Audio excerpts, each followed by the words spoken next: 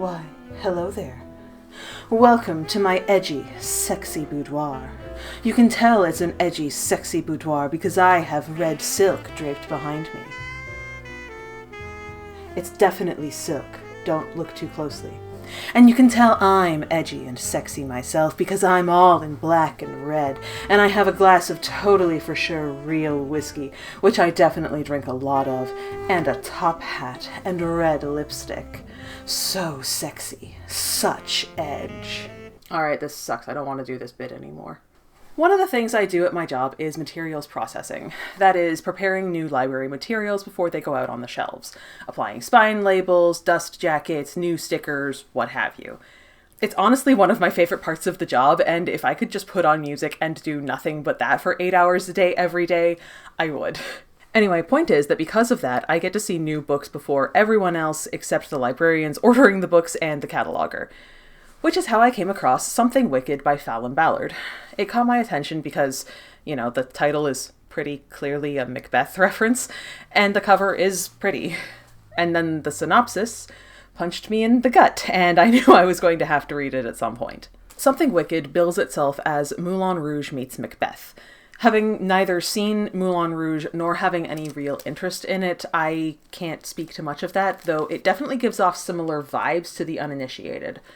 Aside from those vibes and the prominence of a opulent burlesque sex club, I don't know how much Something Wicked and Moulin Rouge have to do with each other.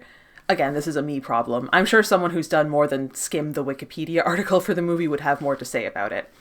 As for the Scottish play, there are certainly more than just vibes. I'll get into that more later in the review, but suffice to say for now that our main characters pretty clearly map onto Macbeth characters, though not in a particularly interesting way. The main thing that pulled me in, though, aside from the line in the synopsis that made me laugh until I cried, was the fact that this is a romance and both its listed comp titles are tragedies. Both Moulin Rouge and Macbeth end with at least one major character dead. In the case of Moulin Rouge, that character is the female lead, the one that our female lead is meant to tie into. In Macbeth, it's half the cast, including the title character. But a romance can't end this way. Romance writer Priscilla Oliveras, in her online course Romance Writing, which I took last year, says this: "When the majority of most romance novels finish, the reader feels that of satisfaction because the couple has overcome the odds, worked through any conflicts, and come together. That is, the romance has a happy ending. This isn't accidental. In fact, it's a standard, non-negotiable element of the genre. We refer to it as the happily ever after ending, also known as the HEA. Now, over the years, the romance genre has grown and developed, and so has the HEA. Today, you often see a variant, Happily for Now, or HFN. Here, we find a woman who has found a man who makes her happy, but as the book ends, they're dating, seeing what the future holds, not necessarily racing down the marriage aisle. So, while all romances may not have the HEA ending, if a book is shelved in the romance area of a bookstore, at the very least, it has to have the HFN ending. No questions, no exceptions." In other words, in order to be classified as a romance in the modern publishing industry, a story must end with our romantic leads in a committed relationship. This seems pretty at odds with the tragedies that this book is inspired by and comparing itself to. I'm not gonna lie, I wondered how the author was gonna pull that off. As you can see, I clearly have a lot to say about this book. Join me for a discussion of proper noun fantasy, mind-numbingly dull sex, the most contrived plot you've ever heard of, and Shakespeare references trying way too hard to be clever. Before we begin, let's do the usual housekeeping. This video will contain spoilers, personal opinions, and general criticism of Something Wicked. If you haven't read this book and want to go in unspoiled, I will be discussing the entirety of the plot and content in my review, so maybe come back to the video later. If you're a diehard fan of this book or its author, and you don't want to hear someone rip it apart like they're making pulled pork, perhaps this video isn't for you, and I'll see you in the next one maybe. I also want to give some quick content warnings. Something Wicked contains explicit sex, depiction and discussion of sex work, and fictional discrimination, as in discrimination towards something that doesn't exist in real life. While I never discuss sex in explicit detail, please know going in that it's something we'll be talking about a lot. By the pricking of my thumbs, something stupid this way comes. Let's talk about it.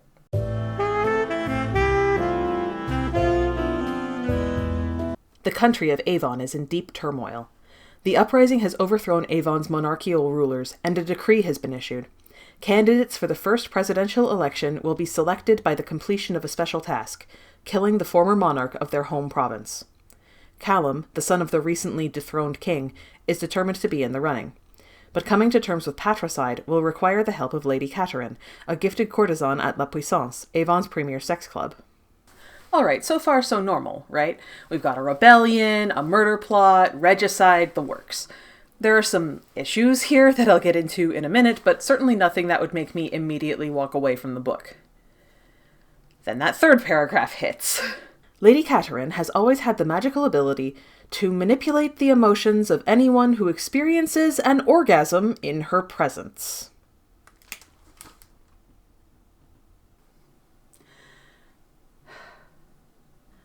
That has to be one of the sentences of all time that has ever been composed in the English language. I mean, it's transcendent. Those sure are words that you've put in that order. Let's see that again. Lady Catherine has always had the magical ability to manipulate the emotions of anyone who experiences an orgasm in her presence. Beautiful. Just beautiful. It just raises so many questions. Why specifically orgasm? Is it only during climax, or does she have emotional manipulation powers over people even if they haven't had sex in weeks? What does in her presence mean? If someone jacked off in the same room as her, could she use her power then? How big of a room? Almost none of these questions will be answered over the course of the book, and the ones that do get answered are arguably the most boring. Alright, enough of making fun of the dumbest sentence alive. Let's move on. Lady Catherine has always had the magical ability to manipulate the emotions of anyone who experiences an orgasm in her presence. If Callum can only open up to Kate, he will be able to commit the newly fated murder without suffering the guilt and take his place as the rightful candidate from his province. But Callum has a deep-seated mistrust of the gifted, and the last thing he expects is to be confronted with an undeniable connection with Kate that neither of them understands or wants. With the fate of the country at stake, Callum and Kate search for ways to bear themselves to each other and discover a darker force building within La Puissance, one that might ruin the future of Avon forever. To stop Avon from falling to ashes, they must sacrifice everything they have, even if it requires betraying each other. So this is all kind of goofy, right? It's trying desperately hard to be edgy and sexy and cool and also a little bit highbrow with the Shakespeare stuff.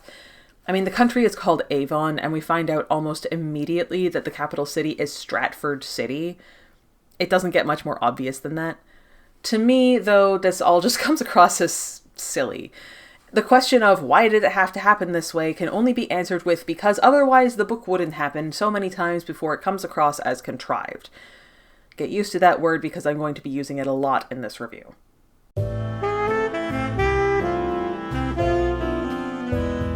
First things first, you know this is a fantasy novel because it starts with a map of the world, or at the very least the country of Avon, which may as well be the world.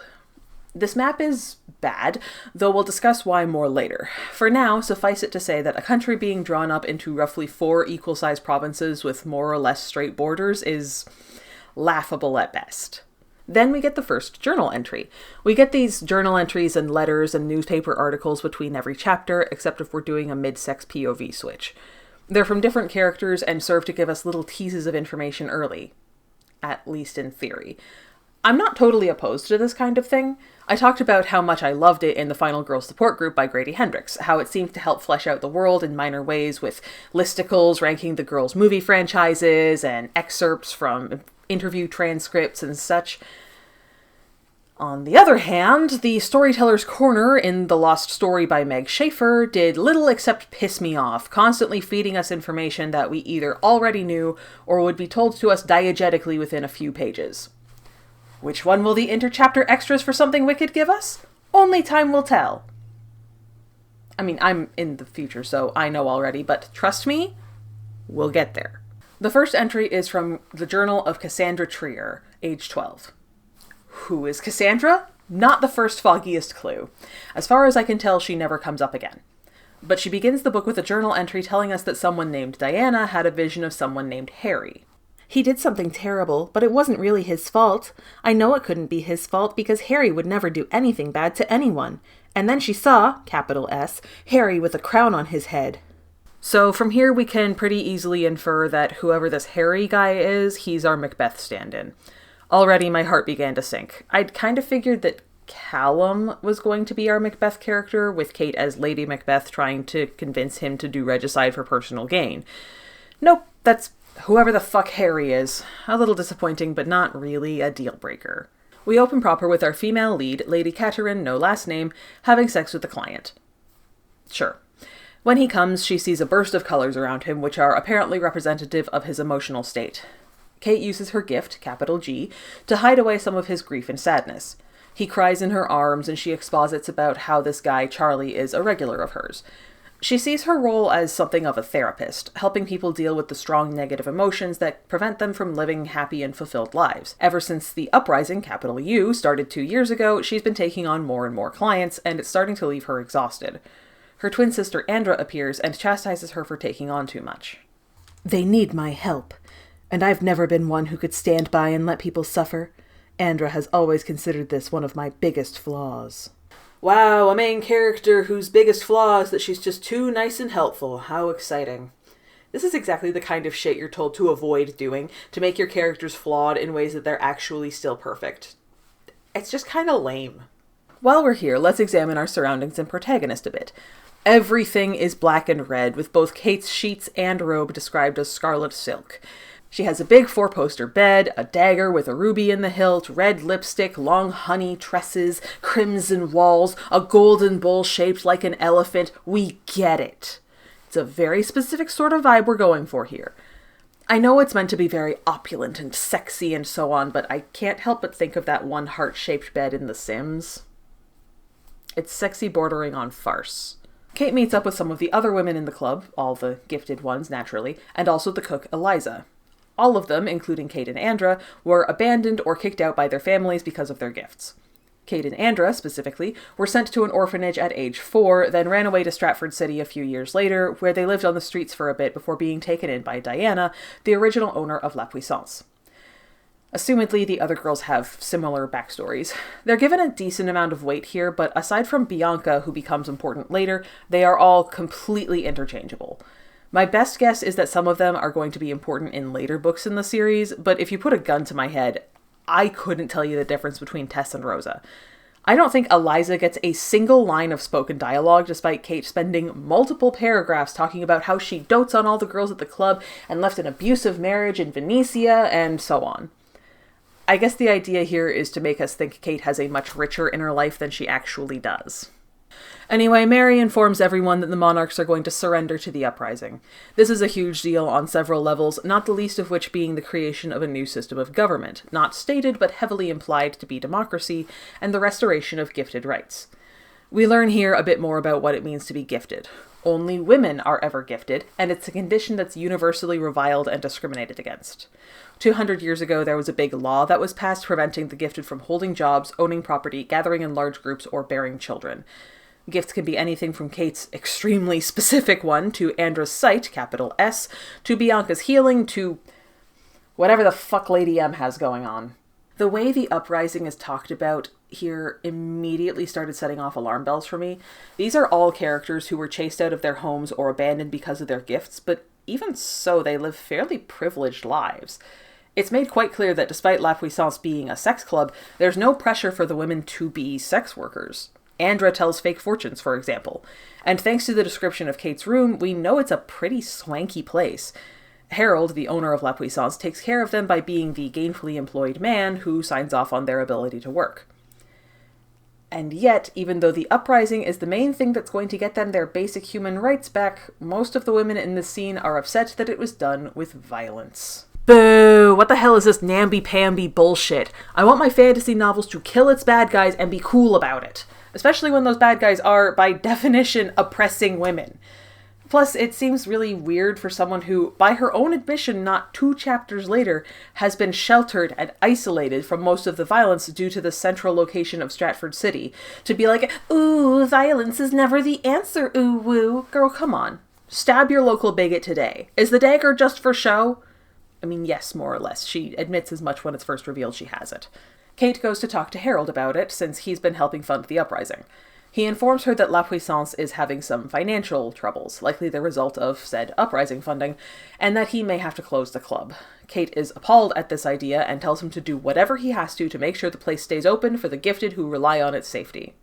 Our interchapter entry this time is the ruling from 200 years ago, restricting the rights of the gifted. It basically lays out what we already knew. Thanks! I couldn't have picked up on that myself! This book is told in alternating POV, so next we go to Callum, who is sparring with his sister Dom.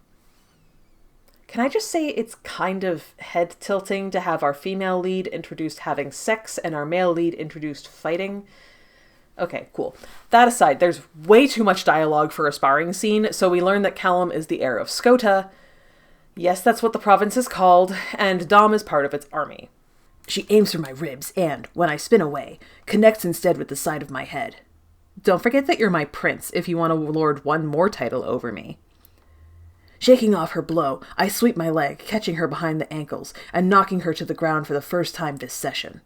I've always hated that one. Fucking news to me, my guy. You spend the whole book going on and on about being Scota's heir and how sad it is that you trained your whole life to take over the province one day, and now you'll have to hand over that responsibility to someone with no training. But no, you hate being the Prince of Scota. Okay. We also learn here that Callum is prejudiced against the gifted. There is a reason laws exist regulating the gifted and their powers. Those laws have kept our citizens safe for over 200 years. And now we're expected to go back to the way things were, when the gifted infiltrated the leadership councils of every monarch in Avon, exploiting their positions and using their powers to cause harm. Yikes! Uh-oh! Yikes! I'm not gonna lie to you, my initial reaction on reading this was, oh god, what the fuck do you mean this guy is gonna be the love interest? Because, wow, what an extremely hinged opinion. I tried to give this book the benefit of the doubt, not Callum, fuck that guy, because I figured it was setting him up to be wrong, to have his mind changed by love or whatever. That doesn't mean it wasn't really shit to read about. Callum and Dom go to dinner with their father, King James, and Uncle Alex, their late mother's brother, where they discuss what's to come. Callum says some more prejudiced shit. His father informs him that while he and the other monarchs will be banned from positions in the new government, their families won't be. Callum will be expected to do whatever it takes to become Avon's first president. He and his father get into an argument about it, with Callum saying that he might not be up to the task, and his father saying that he has to be. Callum storms out of dinner, and Dom follows, asking him to go with her to La Puissance tonight. I initially perked up at this a bit, wondering if this meant Dom was queer, but wanting to go to a sex club staffed mostly by women is the only indication of that. And also she dies, so not great rep there, if that was meant to be the case. He refuses, saying he can't understand how she'd give money to the gifted like that. We learn here why Callum is so prejudiced against the gifted. When he and Dom were children, their mother was thrown from her horse. A gifted healer was brought in to help, but she stood by calmly and watched their mother die, then simply said, "The penance has been paid." Honestly, good for her. Callum can be a bitch about it all he wants, but while we're probably supposed to be taking, "Oh, his mom died, isn't that sad?" away from this, what I'm seeing is an oppressed woman being told to save her oppressor's life and refusing. Even though we'll find out later Callum's mom was totally pro-gifted rights, she still very much upheld a system that oppressed and subjugated them. It just comes across as very, oh, my mom died, so now I'm a bigot. Like, fuck off. Anyway, he's rude to his sister and runs off. The interchapter entry is an article in presumably some newspaper talking about how there have been more and more casualties since the uprising started escalating. "We have tried all peaceful methods of communication," said uprising leader August Sotelo in a statement this morning. "The leaders of Avon have chosen not to respond. Because of their inaction, we will be forced to resort to less subtle means of making our point." Why do I get the feeling that by the end of the series, the uprising are going to be revealed as the real bad guys? Back in Kate's POV, several days go by after the monarch's surrender. She also exposits that Scota has been better to its gifted population than other provinces because they don't just let people randomly murder gifted. Truly, the bar has never been higher. I know this is just setting Callum and his family up for a not all royals thing, and I am not swayed. Bianca comes to get Kate because Andra is having one of her visions. It's the sort where she goes into a spasming trance and doesn't remember anything afterwards. Things bad begun make strong themselves by ill. What's done cannot be undone. Foul whisperings are abroad. Unnatural deeds do breed unnatural troubles. Okay. Kate comforts her after her extremely vague portents, telling us that Andra's visions have been getting more unpredictable. Andra says she sees, capital S, the same thing every time. Blood, a dagger, and Harold, confirming that he's our Macbeth figure. Sad. Before they can talk much more about it, Harold requests everyone gather in the main room. Everybody who works at the club is there, from courtesans to bartenders. A point is made about how diverse the place is, with people from every province, a vast array of skin tones and accents. And I'm of two minds about it. On the one hand, after reading stuff like Small Town Big Magic, where there was absolutely no effort made towards diversity whatsoever, it's nice to see a little here. I didn't mention earlier, but of the group of gifted we met in Chapter 1, several of them were women of color.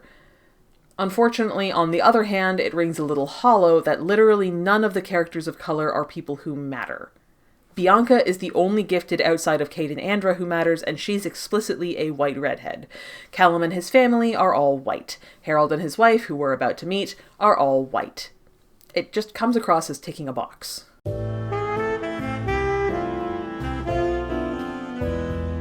Harold comes in with a woman with dark hair and gold eyes and a totally blank, emotionless face, which is how you know she's the bad guy. On behalf of every woman with resting bitch face and or autism everywhere, I would just like to say boo! Thank you. Anyway, Harold announces that this woman is his wife, introducing her as the Lady McVeigh.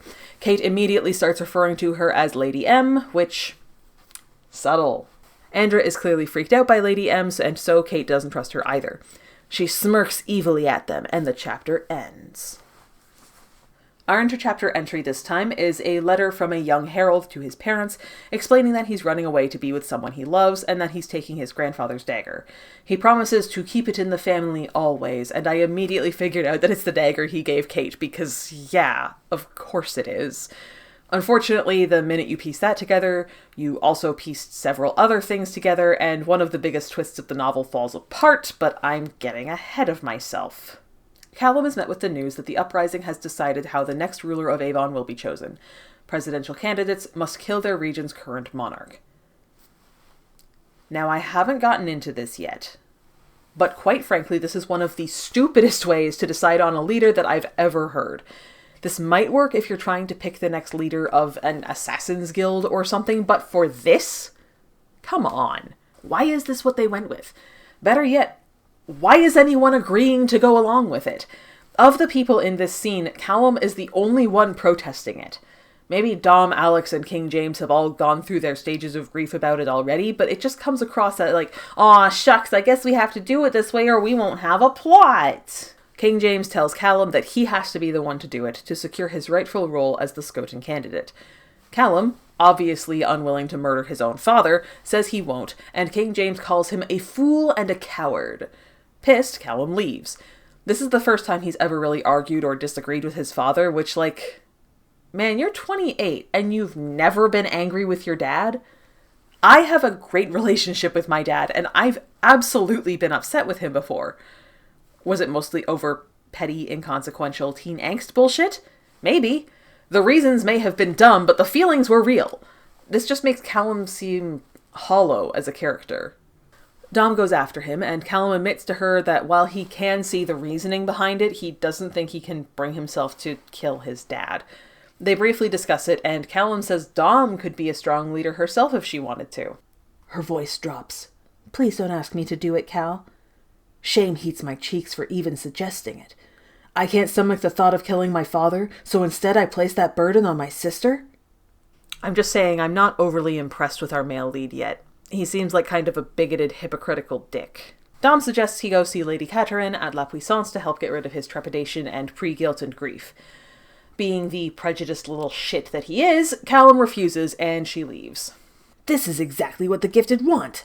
They will regain their rights, infiltrate our leadership, divide families. The plan isn't even fully enacted, and yet they are already winning. I am allowing them to win. Bitch, if you don't shut the hell your mouth about the fucking gifted, I swear to God. The interchapter entry this time is a letter to Alex from, gasp, August Sotelo, leader of the uprising! It turns out Alex has been working with them for a while. Surely revealing this to the audience won't completely undercut anything that happens later in the text, right? Right? Back at La Puissance, Kate is servicing another client, this one a noblewoman. Genuinely, I'm not sure if she's supposed to be bisexual or if she just doesn't discriminate gender-wise when picking clients, though I'd lean more towards the latter. Either way, I was surprised to see this. Pleasantly surprised for sure.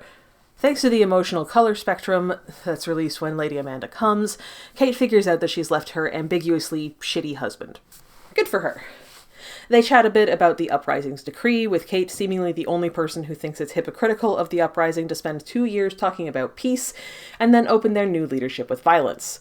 Really getting concerned about my whole the uprising are actually the bad guys theory. Kate tells Lady Amanda that she'll have to stop seeing her since her services are in such high demand and Amanda's emotional problems have been dealt with. They part amicably, and Kate goes off to a meeting with Harold and Lady M. The club has seen a lot of improvement since Lady M showed up. She's ambiguously wealthy and has been putting a lot of her substantial fortune into La Puissance. I guess the implication here is supposed to be that Harold married for money. Kate, again, seems to be the only person who doesn't like Lady M, aside from Andra, of course. She's nice enough to the other girls, but Kate keeps thinking about the look she gave Andra when she first showed up. Turns out she's right, of course, because this meeting is about getting Kate into a contract. She and the other employees have never had a proper contract before now, which in the real world I'd be so freaking out about job security.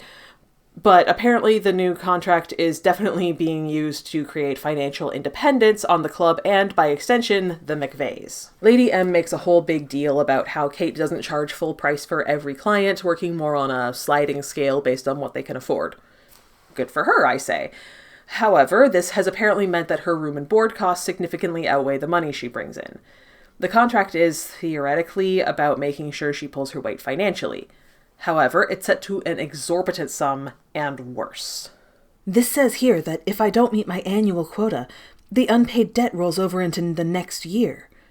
My chest clenches, and any sense of calm bestowed upon me by my session with Lady Amanda dissipates. And if I don't make my quota for 2 consecutive years, I may be asked to leave the club. That's correct. But that means that if I don't make enough money this year, I start the next year already in the hole, making it all but impossible to ever climb out of it. My stomach starts to turn the more of this so-called contract I read. And if I don't find a way to make up the difference, I'm going to be forced to leave? To lose my sponsorship? Given what we learn later is Lady M's whole deal, I have no idea why there's a clause for people leaving at all. Binding people to eternal servitude seems more her thing. The motivation is all over the place here. Lady M says that if Kate refuses to sign, she'll be kicked out anyway, and given that the gifted laws still haven't been rescinded because there's still no new government, good luck finding new employment anywhere else.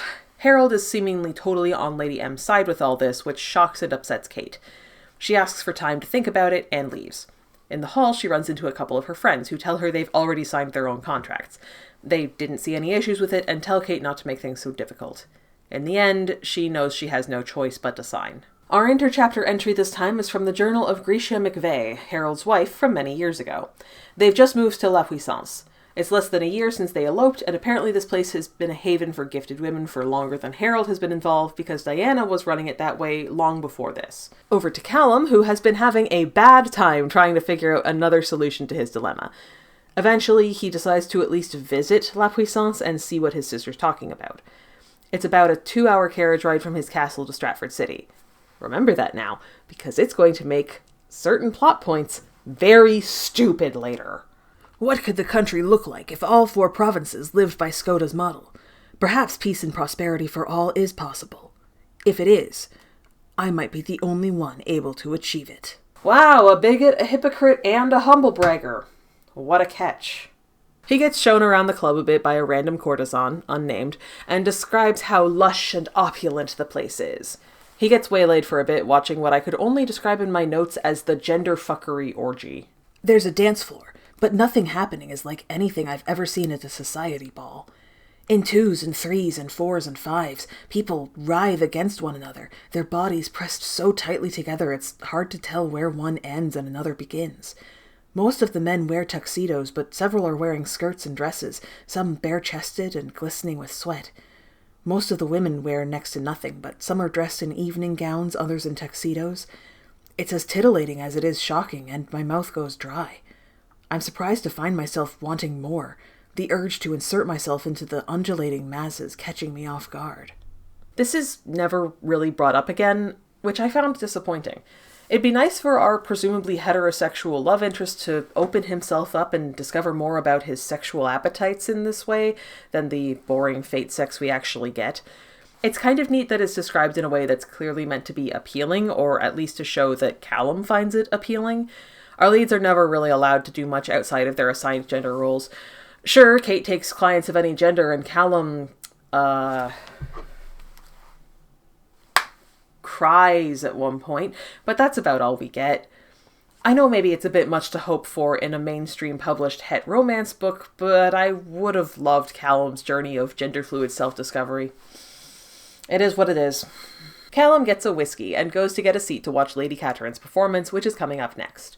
She does this whole entrance bit where she sticks just her hand out, then her leg, then her ass, to greater and greater cheers from the crowd, and... Look, I know this is a whole burlesque thing, right? I know that. But all I can think of is that one bit from SpongeBob.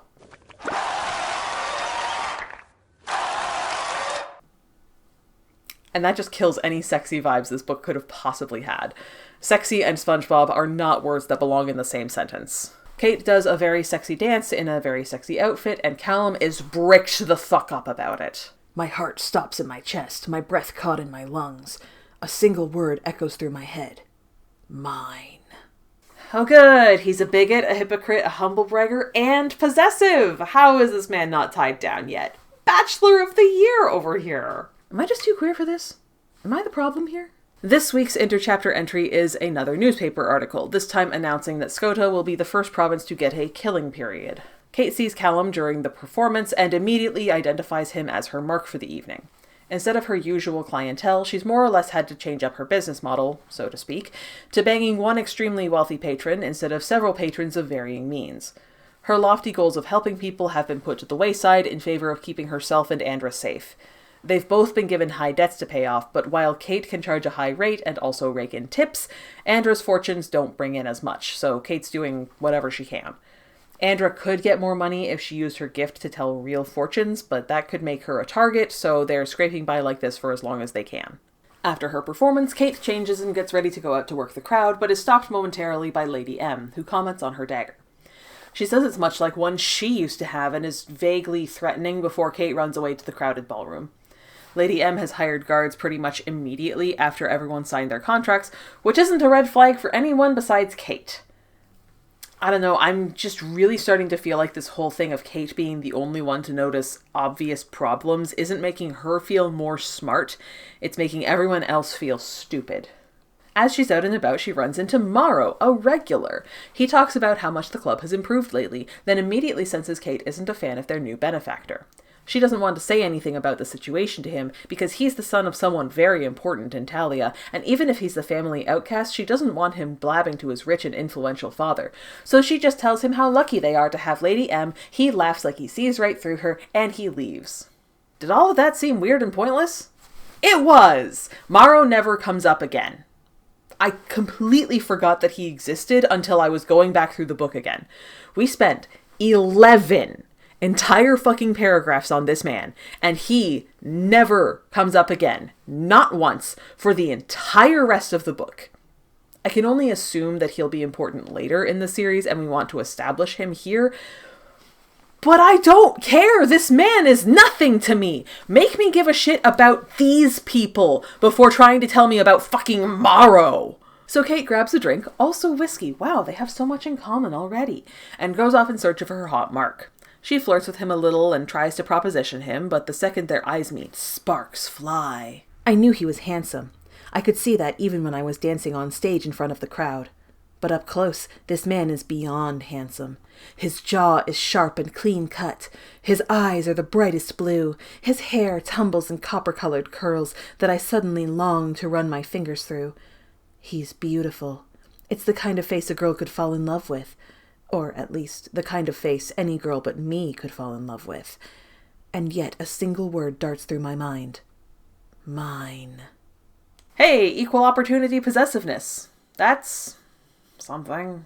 Also, hey, this is how you describe a fucking love interest. Hazel Beck, take fucking notes.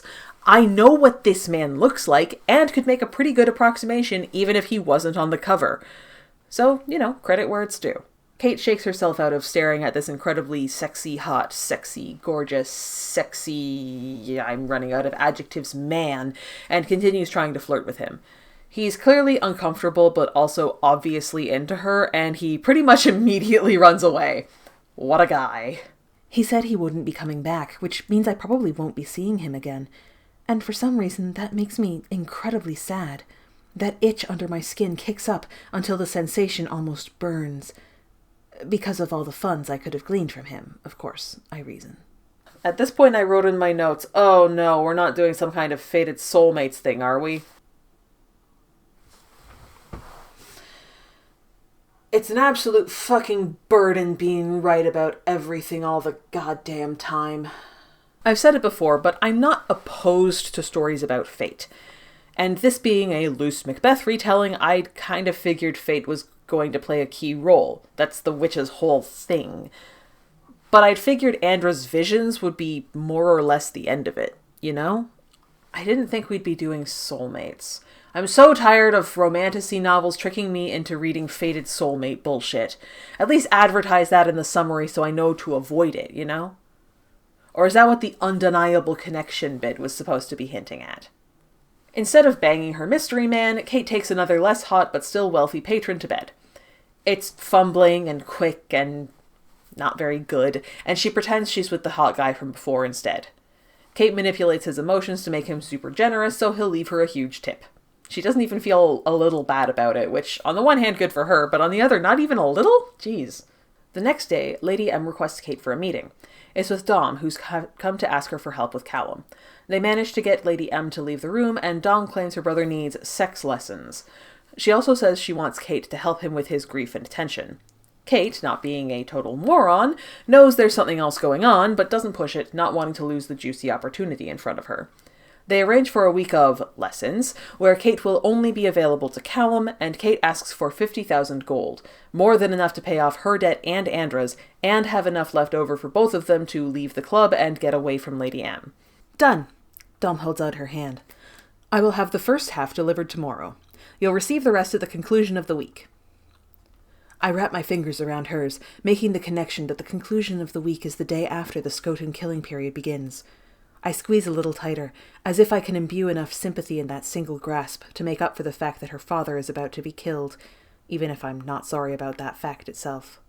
Sorry, how in the world do you shake hands sympathetically? I've shaken hands with people at plenty of funerals in my time, and I'd never describe any of them as sympathetic. Bizarre descriptor. Also, we're going to start meticulously keeping track of days here because that's something I really struggled with in this book. There were multiple times where I thought, wait, isn't that wrong? But also I've had that issue with multiple books now, so I'm open to the possibility that the problem lies within here. I do actually struggle with keeping track of time in my day-to-day life. We don't have a specific day of the week, which is fine, but for simplicity's sake, we'll say this is Sunday. Dom says Callum will be by for his first lesson tomorrow, so Monday. Remember that now. Dom leaves, and Lady M demands Kate tell her what happened. She does, but lowers the price so Lady M won't try to steal it from her. See, this stuff is actually making Kate seem crafty without making the people around her seem willfully ignorant at best. I like this. Lady M also demands Kate spy on Callum, knowing full well he's probably going to try to take his father's life and become the Skotan candidate. She wants Kate to bring her any information on his plans that she can glean because she and Harold are planning on having him kill King James so that he can be the Skotan candidate instead. Kate still totally 100% trusts Harold despite the contract thing, so she agrees he'd be a good idea for the position. She manages to negotiate with Lady M that if she does this, she and Andra will be permanently let out of their contracts. The interchapter entry this time is another journal entry, this time from Diana, original owner of La Puissance. She also has the sight, capital S, and has apparently seen something so awful and terrible that she knows she has to do something, but separating Harry and Grisha will be terrible. She talks about their bond, capital B, and I lifted my head from the book and looked into the middle distance for several minutes before continuing. God, I hate soulmates. Harry will stay at the club, and she'll send Grisha to her family's estate in Skoda. I'm curious how she explained the necessity for this to the two of them. She will be safe there, and more importantly, the others will be safe from her. It was at this point that I figured out that Lady M is Grisha, and their marriage isn't new, she's just come back to Stratford City for whatever reason. Which, yeah, this book is a lot of things, but subtle isn't one of them. Alex and Callum are talking about Callum's predicament. Alex asks if there's a reason, aside from having to kill his father, that he's hesitant to try for the Scoting candidacy. Alex has always been insightful. He comforted me when my mother died, and gave me advice before the first time I bedded a woman. Maybe it's just because I'm not particularly close with my extended family, but there are few people I'd rather get sex advice from less than my aunts and uncles. Thanks ever so. Callum admits that while he's confident he could lead one province, he's not sure about all four, especially as the first person to do so. That's fair, I guess. There's a big difference between being Premier of Nova Scotia and Prime Minister of Canada, after all. Alex asks if any of his trepidation is about the gifted, and Callum thinks that his opinions haven't changed. However, after now seeing Lady Catelyn perform, he's wondering if he's misjudged the situation too harshly. I genuinely have no goddamn clue what's triggered this thought. Watching a sex worker do a sexy dance and then come flirt with you makes you suddenly wonder if maybe the gifted are, gasp, people? Like, what are we doing? Is this supposed to be a Bond thing? Because, yeah, spoilers, but Kate and Callum are bonded, capital B, and it was triggered on that first meeting at the club. Am I meant to believe that soulmate destiny magic is what's making Callum suddenly doubt his deeply held prejudices? That's stupid! You're stupid! Stop being stupid! Alex tells him that Callum's mother, Alex's sister, was actually a huge gifted rights activist, and says he can't believe he'd base his whole understanding of a group based on the actions of a single person. Callum retorts that it's understandable when that single person killed your mother, which, oh my fucking god, put a pin in that, I swear we'll get to it. Alex is way more understanding than I am about the whole thing, and Callum leaves, wallowing in his bullshit. He wonders if killing the monarchs is actually a good thing in the other provinces where things are so much worse because he and his family are the good royals or whatever. Eventually, Dom finds him and lets him know about the arrangement she's made for him with Lady Catelyn. He's upset about it for several reasons, like, number one, don't make those kinds of decisions for people without their knowledge, but also he knows what her power is and he doesn't want her messing with his emotions. He still doesn't trust the gifted as a whole and is afraid she'll completely overwrite his whole personality or something. Dom says that she can only manipulate his emotions if he actually orgasms, so if he doesn't want that, then just don't come. Simple! I guess it's not that simple for an allosexual with a high libido or whatever. Skill issue. The next interchapter entry is another letter from August Sotelo to Alex about how they'd agreed their plan was only going to work if Callum became the Scoten candidate. What plan? What does this mean? Why does it hinge on Callum? I have no goddamn clue. I assume this is set up for another book. Boo. Kate gathers the rest of the gifted women at La Puissance to try and talk to them about Lady M. She lays out her concerns about her change in clientele and asks if the others have had issues. They deny it, though it's obvious some of them aren't being entirely honest. Kate tries to convince them that what's happening is wrong, but no one wants to admit out loud that there's a problem. It's different for you, Kate. You and Andra have been here for so long. You don't have the connections back in the provinces that the rest of us do. Of course we want to help our clients, but we also want to help our families. The others nod, and it's a stab directly in the heart. Because these women are my family. I hadn't realized they didn't consider me theirs. Ah, yes, your sisters, your found family. Which is why I still can't tell them apart for more than 10 seconds. I don't know anything about these people other than skin and hair color and what their gift is. Some of them also have a home province, I guess. These aren't fully fleshed out people. Don't try to tell me Kate has some kind of super special connection with them. I'm reading Wearing the Lion by John Wiswell as I'm working on this review. That book is quickly becoming my gold standard for found family dynamics. Don't fucking talk to me about found family unless your characters and their relationships are half as developed as Logie and Bor and Perseus. Anyway, that evening, Kate gets all dolled up for her first meeting with Prince Callum. Bianca comes to help her out, and Kate asks if she's seen Andra today. Neither have, and her recent refusal to come out or eat with the others or even see anyone worries Kate. She doesn't push the subjects from earlier or tell Bianca what Lady M wants her to get from Callum. I push my shoulders back and my chest out, studying my reflection in the mirror above my dressing table. I line my lips with my signature red paint, letting it act as a shield of sorts. Boo! I hate the makeup as armor, war paint, or whatever trope. Boo! Tomato! Tomato! Do something new. Callum arrives, and shock of all shocks, it's the hot guy from the other day. I mean, we knew that, but Kate didn't. She invites him in, and there's a palpable sexual tension in the air between them. Or, I mean, I guess there is. The text sure seems to think there is. The two of them are all fierce blushes and purring words, taking each other in. Kate is jealous when he says he isn't a virgin, something even she admits is irrational. But I don't know. I just really don't buy that there is a genuine connection between them already. It all feels very told to us. These people literally just met. I don't believe in love at first sight, and being asexual makes it difficult for me to believe in lust at first sight either. It makes suspending my disbelief here difficult. The thing is, even when I was first reading this, I knew this was some kind of fated bond thing, and this is the exact reason why I hate that kind of thing. It's used as a shortcut to get our two leads sexually interested in each other right off the bat, instead of having to build up a relationship based on anything meaningful. There's nothing here. We spend a couple pages with the two of them having sexy flirts, and all I get out of it is bored. Now I'm the one shoving down emotions. Those eyes, they have some kind of hypnotic power. They make me want to press my lips to his, or breathe him in deeply, or spill all my secrets. But I don't let myself look away.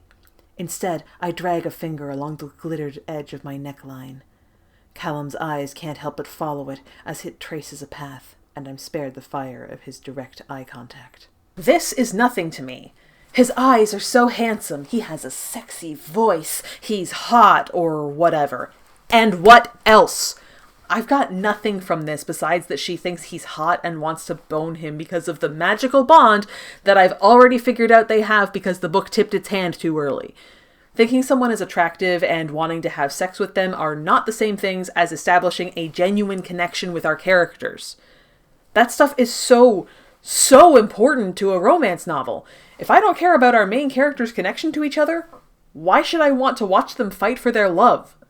That's the whole point. Alright, I'm going to stop grousing for a bit and move on. Kate lays down some ground rules. No kissing her on the mouth, since she doesn't allow that from any of her clients, and no touching each other at all without consent, preferably verbal. That second one is good, and it's equally good that Callum immediately agrees to both rules. The no kissing rule is dumb as hell, though. This isn't the first time it's been brought up. Kate mentions it briefly in chapter 1 as she checks her lipstick in the mirror after seeing Charlie. But there's no in-universe justification given for it, and you just know the Doyleist reason is so that when she and Callum inevitably break that rule later, it's extra amazing and wonderful and whatever. I don't mind things being a little cliched. Really, I don't. I just want them to be a little bit less obvious about it. Kate suggests they start by dancing, since Callum is clearly nervous as a way to ease him into it. Dancing is an intimate act we perform fully clothed, and a good precursor to the most intimate act we perform fully not clothed. I let my gaze burn a trail down his chest, all the way down to his crotch. But Callum doesn't so much as flinch. His hand finds my waist, settling into the curve. I never thought of it like that.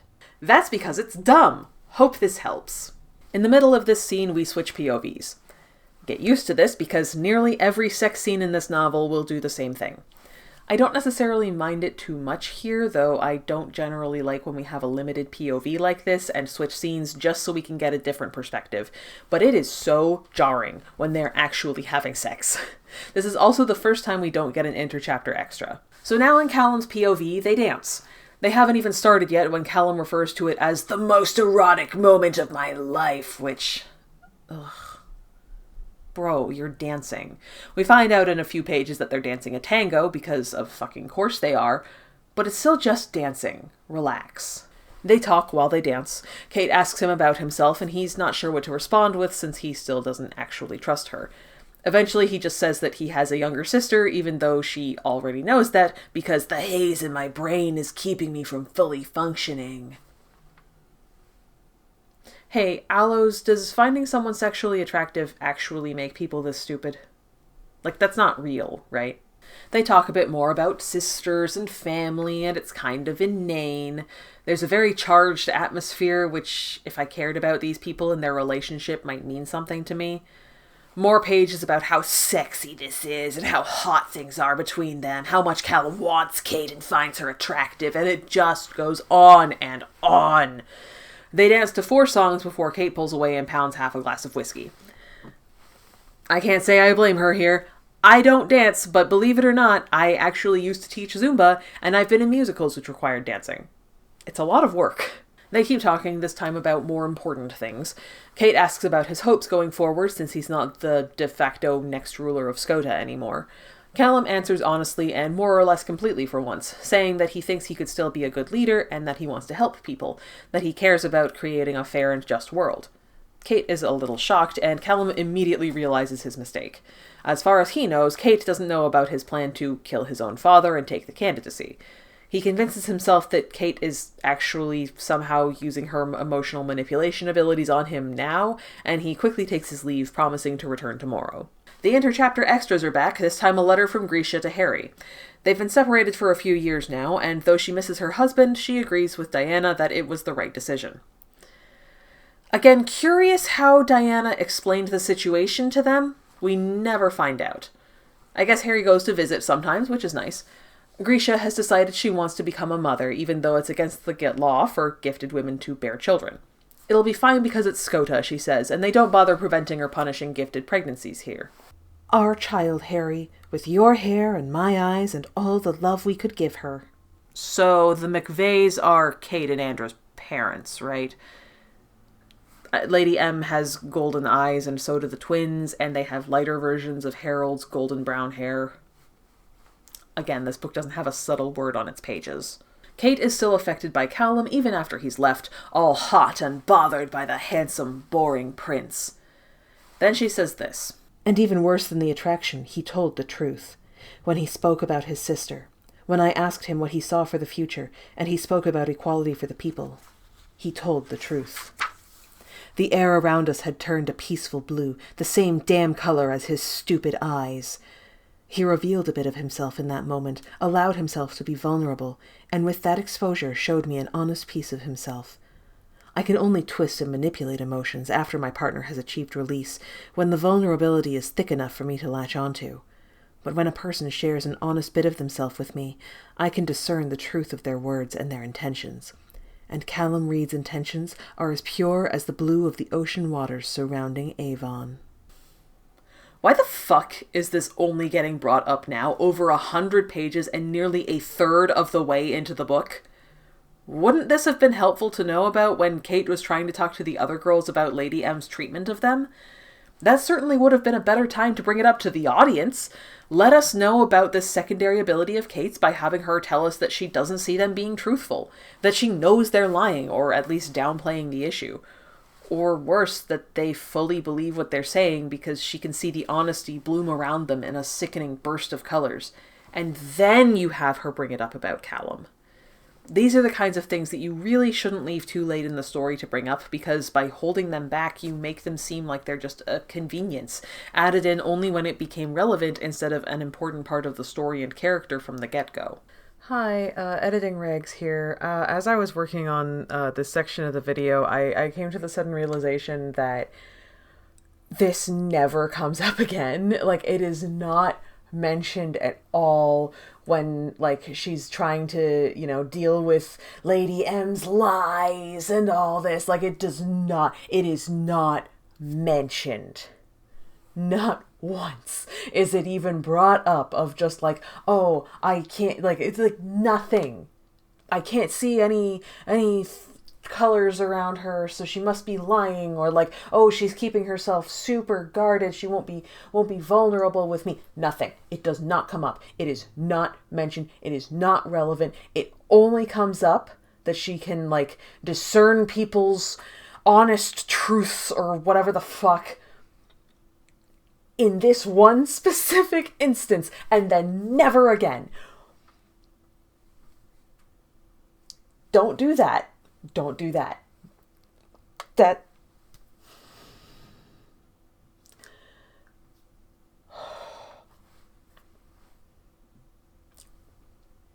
pisses me off.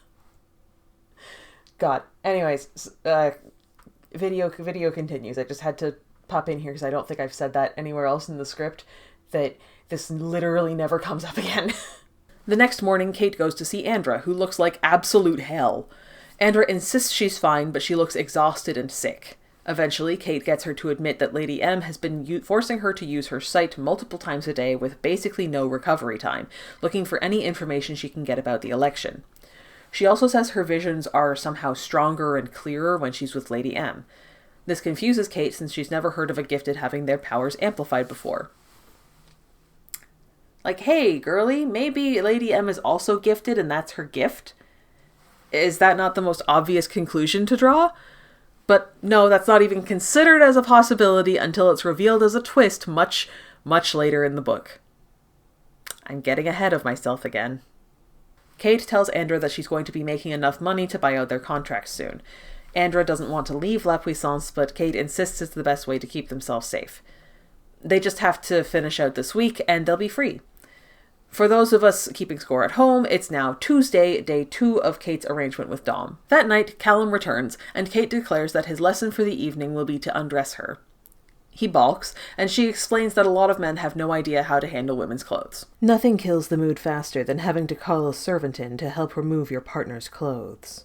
Only if you're a coward. He's trepidatious at first, but eventually he does start undoing her buttons. Kate instructs him to make the act of undressing part of the seduction, not just a perfunctory act that has to precede getting naked. This goes on for a while, him slowly undressing her going on about how big and warm and sexy his hands are and whatever. I'm not going into the details. Eventually they continue chatting a bit while he works, talking about her work. Kate admits how much she likes what she does. Good for her. Sex work is work. But also that things have been more difficult and complicated lately. She turns it back on him, asking what he does with his time.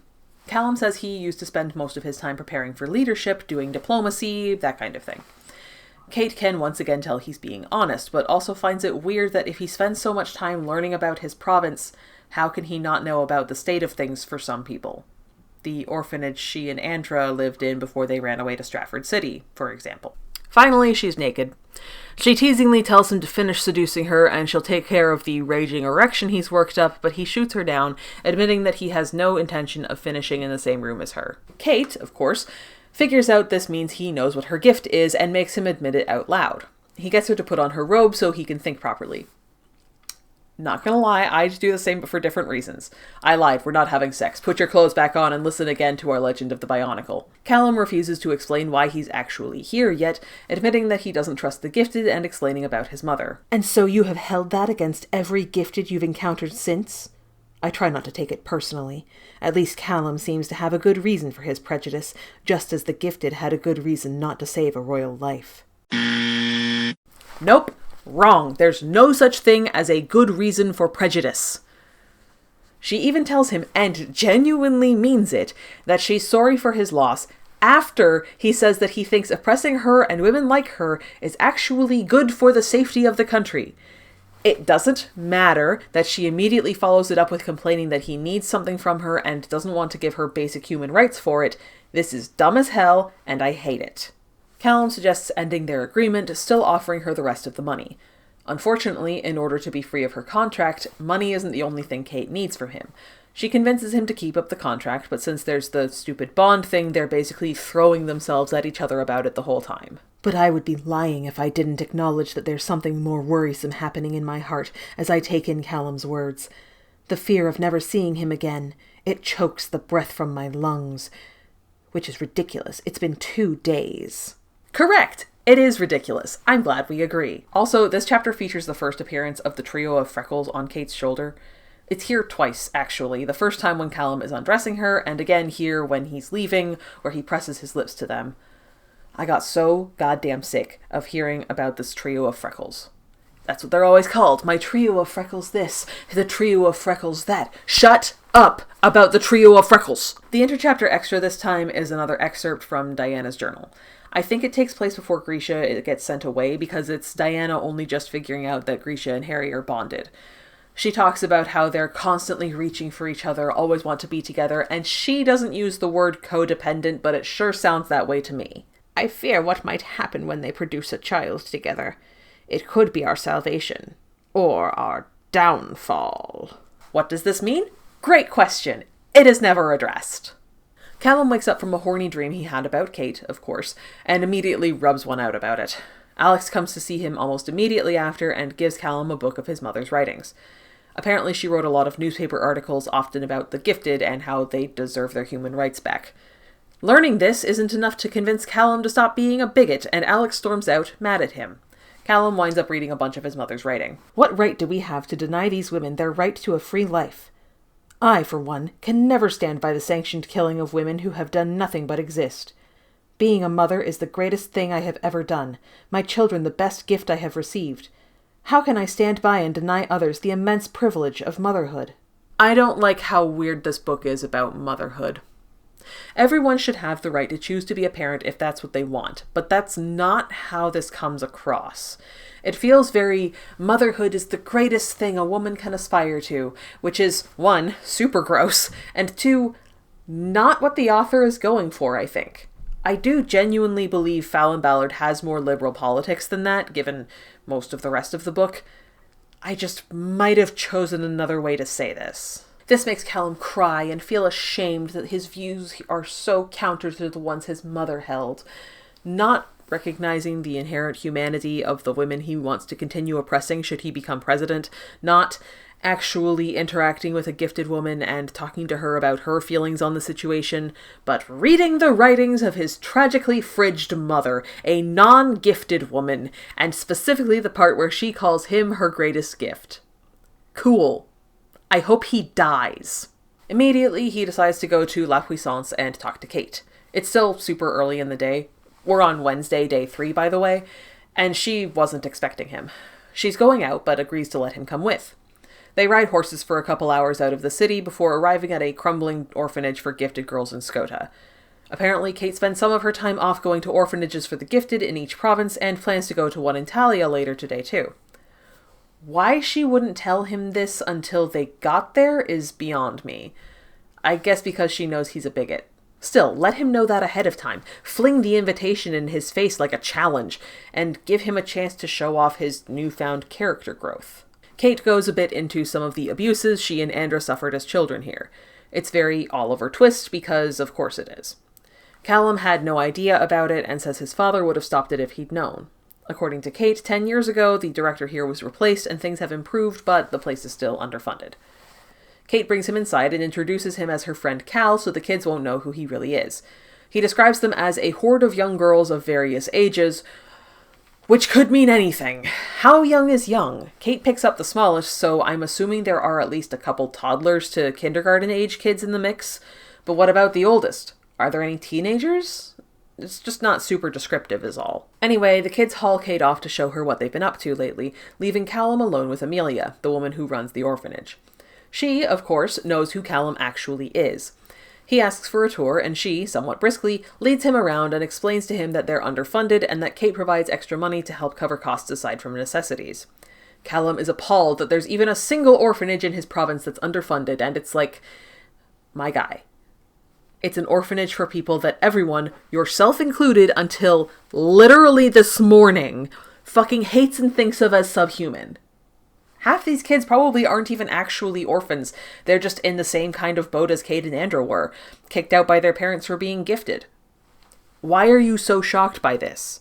It just makes him seem ignorant. Kate and Callum leave, with him promising Kate that he'll try to be better informed. She declares that Talia's orphanage can wait until tomorrow, and they start back for the city. When Callum asks if it's the same at the orphanages in the other provinces, she says it's worse. After a long silence, he says she's good with kids, and she says she didn't think she could ever have kids, so she tried to give that energy to the orphans. Callum is normal about it.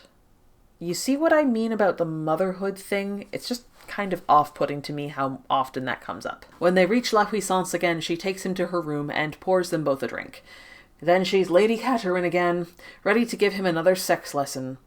It's weird and whiplashy as she strips for him and starts feeling herself up.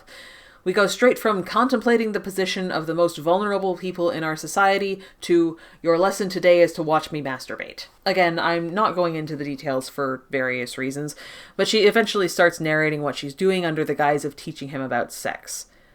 He licks her fingers off after, and she asks to touch him. He doesn't want her to. Well, he definitely does in one sense, but also doesn't, and she swears she'll never manipulate his emotions without consent. It isn't just that, Catherine. I lean against the bed, grasping a post to keep myself upright. If I never know the wonder of you, it might make it easier to walk away.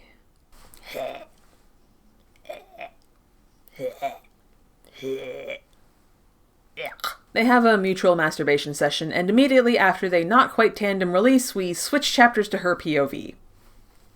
I hate that. It's so jarring. I prefer when sex scenes are told from one POV exclusively. Kate does as she promised and doesn't do anything to Callum's emotions when he comes. She knows she has to if she's to keep up her end of the deal with Lady M, but she can't bring herself to break a promise to him. I saw how he reacted at the orphanage. I watched him interact with Amelia, really listen to what she had to say. She conveyed more than enough to me with a single look in that entryway before we left. He listened. He cared. He gets a cloth and cleans the two of them up.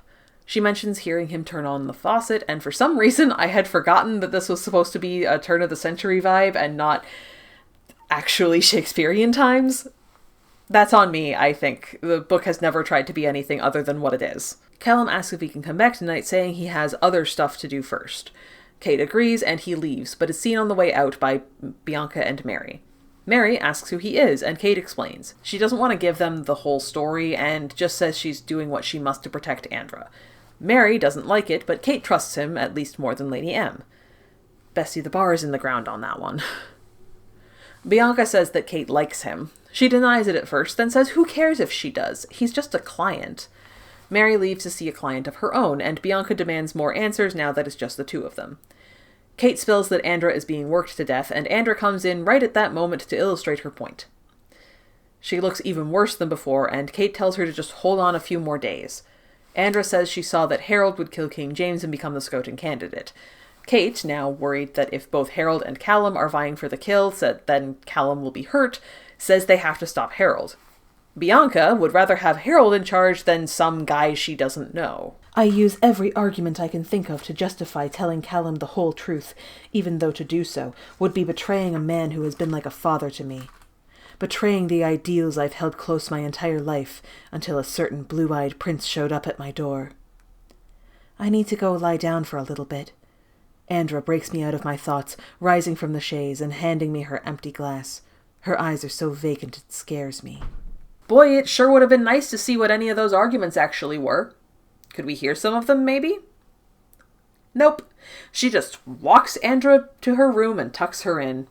Andra tells Kate that she's involved too somehow. Be careful, please. Bonds aren't meant to be broken. She hesitates, her brow scrunching up. And there's trees. Use the trees. Okay. Bianca demands that Kate not tell Callum anything, which she knows, since to do so would mean not being able to keep Andra safe, and that's what will always be most important to her. In our next interchapter extra, a letter from Grisha informs Harry that she's lost their baby. It's short and honestly very effective. I think this is the first emotional beat that hit me the way it was intended to.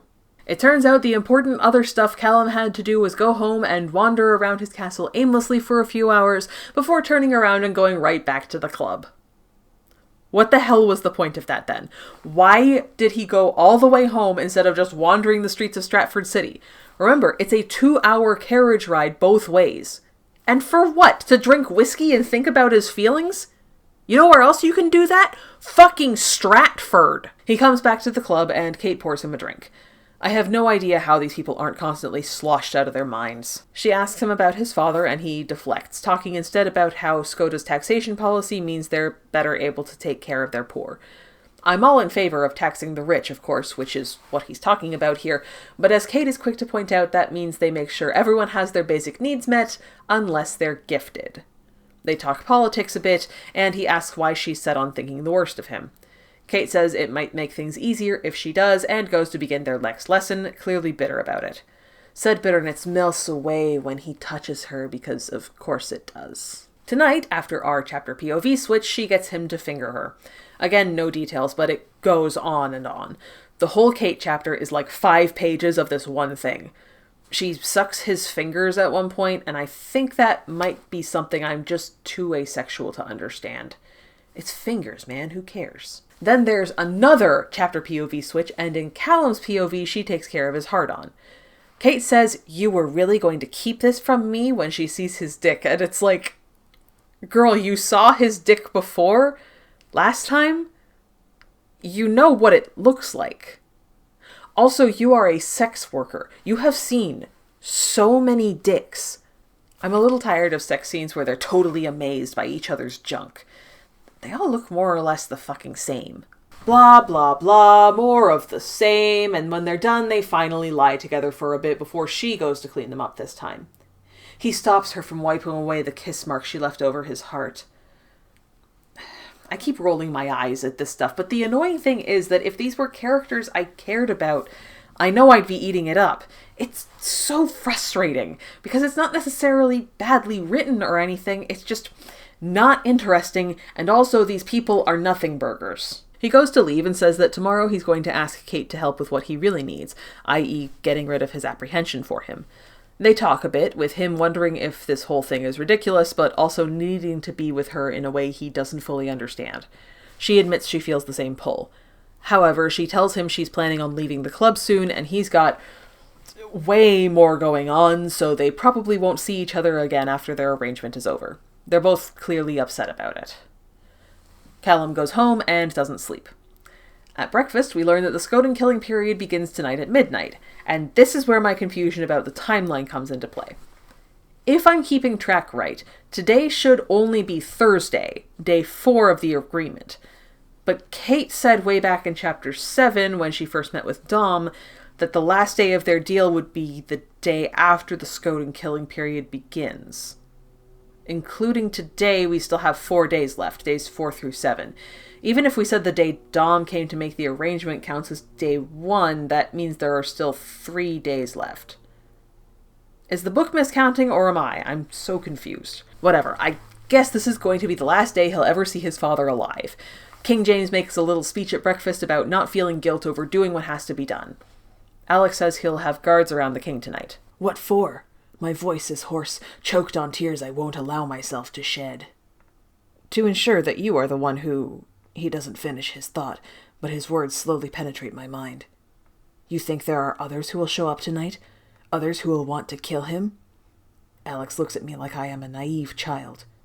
Yes, Cal. I think there might be others. It has never occurred to me that there would be other Skoden citizens who might want the chance to rule Avon. Alright, so, a bigot, a hypocrite, a humblebragger, possessive, and an idiot. Bingo! Callum goes to talk to his father for what is likely the last time ever. They settle their differences pretty much immediately in a handful of sentences. King James says Callum has seemed happier this week, which is insane because he has spent the entire book either moping, being horny, or both. Callum asks his father about the orphanage Kate took him to yesterday. The king says it's impossible to know everything that happens everywhere in the kingdom, and when he found out, he immediately took action to fix it. Then he immediately pivots the conversation to Callum's meetings with Kate. I guess he knew about this for some reason. Not sure if I missed when he was told or if it's just not in the book. I'd rather die than tell my dad I was going to a sex worker for any reason, but whatever. Even though, again, this is likely the last time Callum will ever see his father before he goes to kill him, all he wants to do is go see Kate. Bro, your dad? But King James just smiles at him and tells him to go to her, so he does. Our interchapter entry today is actually 2 letters, one from Grisha to Harry and his response. Grisha is announcing that she's pregnant again, totally overjoyed with the news. Harry is more cautious, worried for his wife. Apparently, after the last miscarriage, the midwife said any more losses could kill her. I think this is setting us up to think that Grisha is dead, but no, she's pretty obviously Lady M. Kate berates herself for not being able to get anything for Lady M. This is her last day to learn anything about Callum's plan to kill his father, and without that information she won't be able to actually get out of the contract, just pay off this year's number. She goes to see Harold, hoping to talk to him without his wife. He looks bad, slumped over his desk, barely holding himself up. He says he doesn't need any healing, he's just struggling with something he doesn't want to do. Kate knows full well that it's killing King James and tells him not to do it. Harold admits that if he doesn't, Lady M will pull her funding from the club and they'll have to close. Kate offers to use her gift to help Harold, which is very sweet of her, but gross once you learn he's her father. To his credit, he does know this and is properly horrified by the idea. Instead, Kate suggests he just let Callum kill the king instead. Callum is a good man. He will be a good leader. And you've discerned this over the course of what, 15 hours you've spent with him? His voice takes on a tone he's never used with me before, like I'm a naive fool. I'm with Harold on this one, sorry. You don't know this man. He was a bigot until yesterday morning. I hate him. He tells her to be careful with Callum, clearly figuring out that the two of them are bonded. I mean, it's not clear to Kate because she still doesn't know, but for me, the guy reading all the interchapter entries, it's incredibly fucking obvious that's what he's putting together. Harold tells her to keep Callum away from the castle so he won't have a chance to go for the king and Harold will have a clear shot. Kate refuses, but Harold tells her that Lady M has taken Andra away. If Kate doesn't follow the plan, she won't hesitate to kill Andra. This upsets Kate deeply, and she yells at him about how he was supposed to protect them before storming off. He says Lady M will kill Callum if he's at the castle tonight. Kate runs into Lady M in the hall and stops in an alcove to snoop on their conversation. Before she can hear anything particularly useful or interesting, someone grabs her from behind, covering her mouth. It's Callum. We do not get an explanation for why he does this. The McVeys are talking about her, and she suddenly realizes she can't let Callum hear about this, so she drags him away, making quite a bit of noise in the process. Someone comes out to investigate, and she pulls the old kiss me to cover our faces trick. Kiss me, I breathe. What? That's against your rules, Catherine. Wait, is this his first actual green flag in the entire book?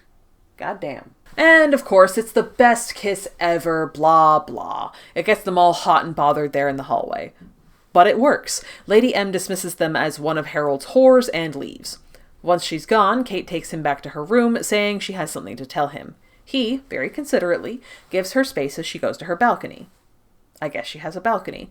Kate is going through it with the whole conversation with Harold, the revelation that her sister is being held hostage, Callum's sudden and unexpected appearance, and, of course, the kiss. I don't kiss my clients. Kissing Callum is a good reminder why.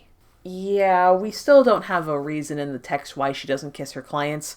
Again, I refer to my Doyleist theory that it's just there to make their inevitable kissing more potent. When she finally turns back to him, Callum asks her for the whole evening.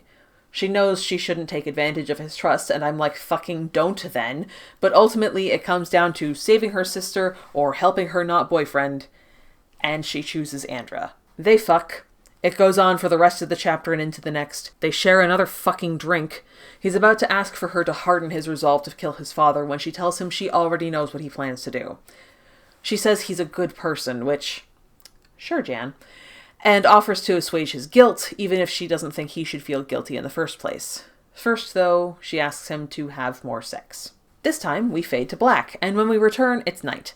They fell asleep at some point, and when they wake, Kate is frantic, immediately freaking out about the time and telling Callum he has to go now. It's almost midnight.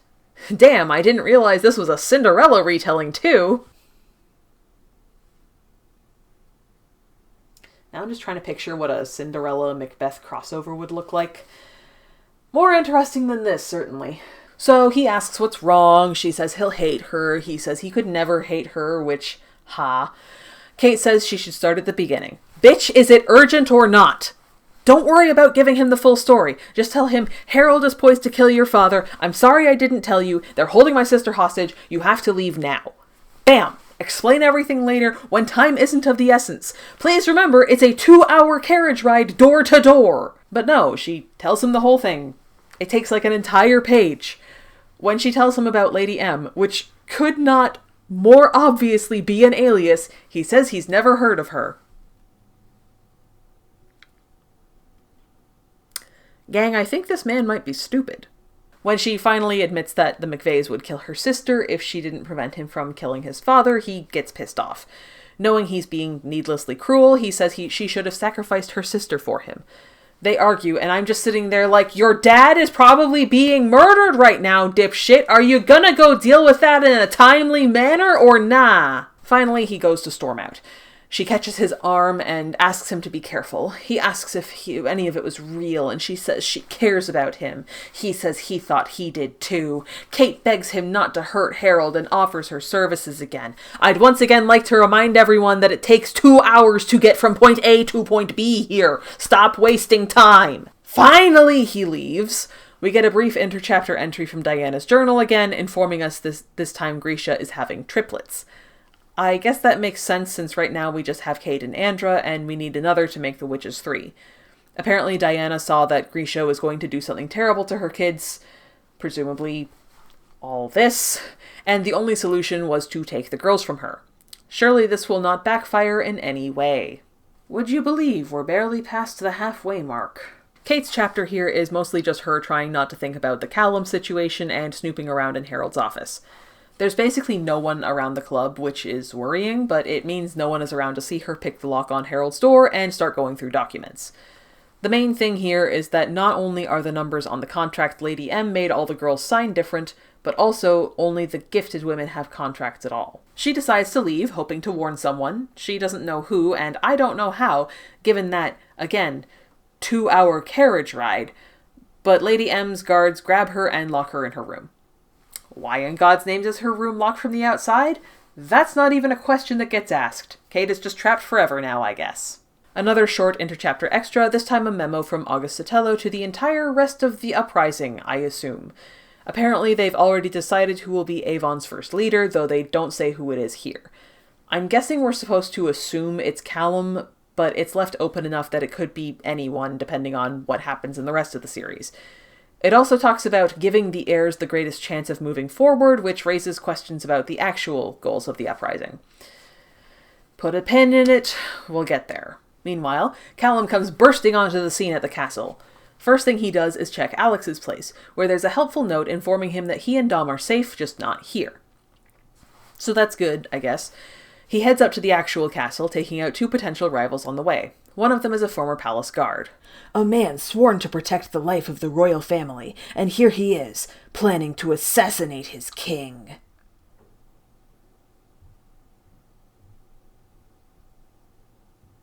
There's nothing in there, is there? Just a hamster wheel with nothing to power it. When he reaches his father's room, the McVeys are already there, along with at least a couple gifted women Callum doesn't recognize. It's unclear whether they're the women from La Puissance or unrelated. One of them attacks Callum in the hallway, and he knocks her out. Inside, he can hear Lady M demanding Harold stab King James, but he's hesitant. Someone else is keeping the king unconscious, making it easy for him, and Harold still can't do it. There are bodies strewn about here, apparently taken out by the McVeys and their entourage. Callum pushes past them and into the room. He tackles Harold off his father, and is immediately taken out himself by a random gifted woman. This shifts the attention off of the king enough for him to wake up. Callum tells him to run as he tries to fight off the gifted, but he refuses to leave Callum. The fight lasts a couple paragraphs before Harold kills the king.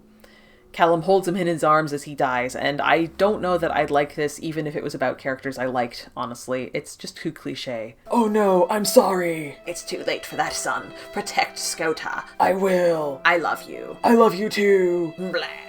Blah. Okay. Callum swears he'll kill Harold for this, and would now if not for Kate having asked him not to.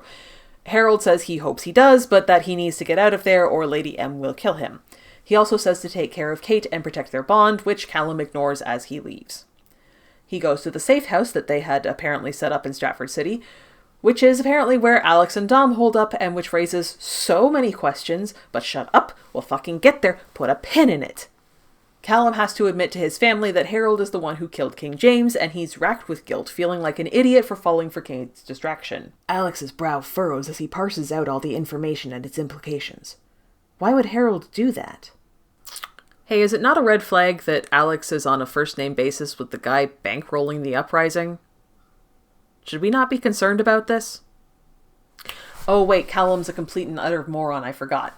Carry on. Callum explains about Lady M seemingly coercing Harold into it. Alex admits that he's been working with the uprising. Oh, okay, so because he says so literally on the next page, it's fine that Callum is fucking stupid.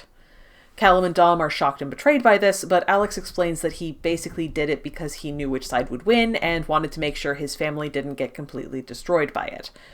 They're still mad, but all sitting around and talking about it, because that's all this book knows how to do. Alex claims someone betrayed them since the whole thing should have been rigged. Callum was supposed to be the one to do it.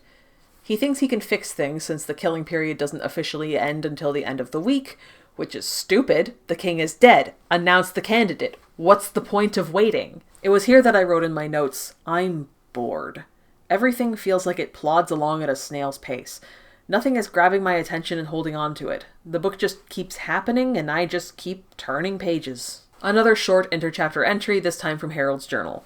It must be recent because it's talking about Kate and Callum. He recognizes their bond because of his own and worries for them.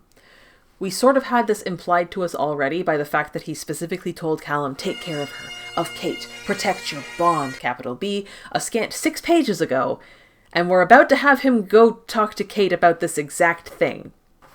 Are you seeing the issues with the interchapter entries yet? Kate has been held prisoner in her own room for 3 days, meaning we should be at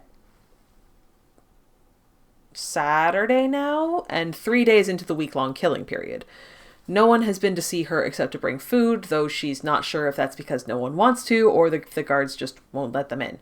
All she wants to do is go see Callum. Worse than the loneliness and the uncertainty, the ache for him is physical. I need him in a way that would be frightening if I allowed myself to think on it too much. Maybe this is me, but this really does read more like sudden, intense codependence than love or even lust to me. It doesn't seem romantic. It seems unhealthy. The whole thing just makes me feel kind of uncomfortable. On day 4 of the killing period, Harold comes to see her. He looks awful, barely able to stand. Kate bombards him with questions while helping him to a chair and getting them both a drink at his request. Again, what is with how much alcohol these people drink? Is this normal for people who like booze? Harold tells Kate what happened in the last chapter and that her loved ones are safe. He won't tell her where Andra is, just that she's safe and somewhere he knows well. Look around, Harold. I've been trapped in this room for days with no word. You've taken my sister and my friends from me. We used to be a family, and now all of a sudden you're out here committing murder and kidnapping. Is she worth it? All things considered, Kate is very measured and calm here.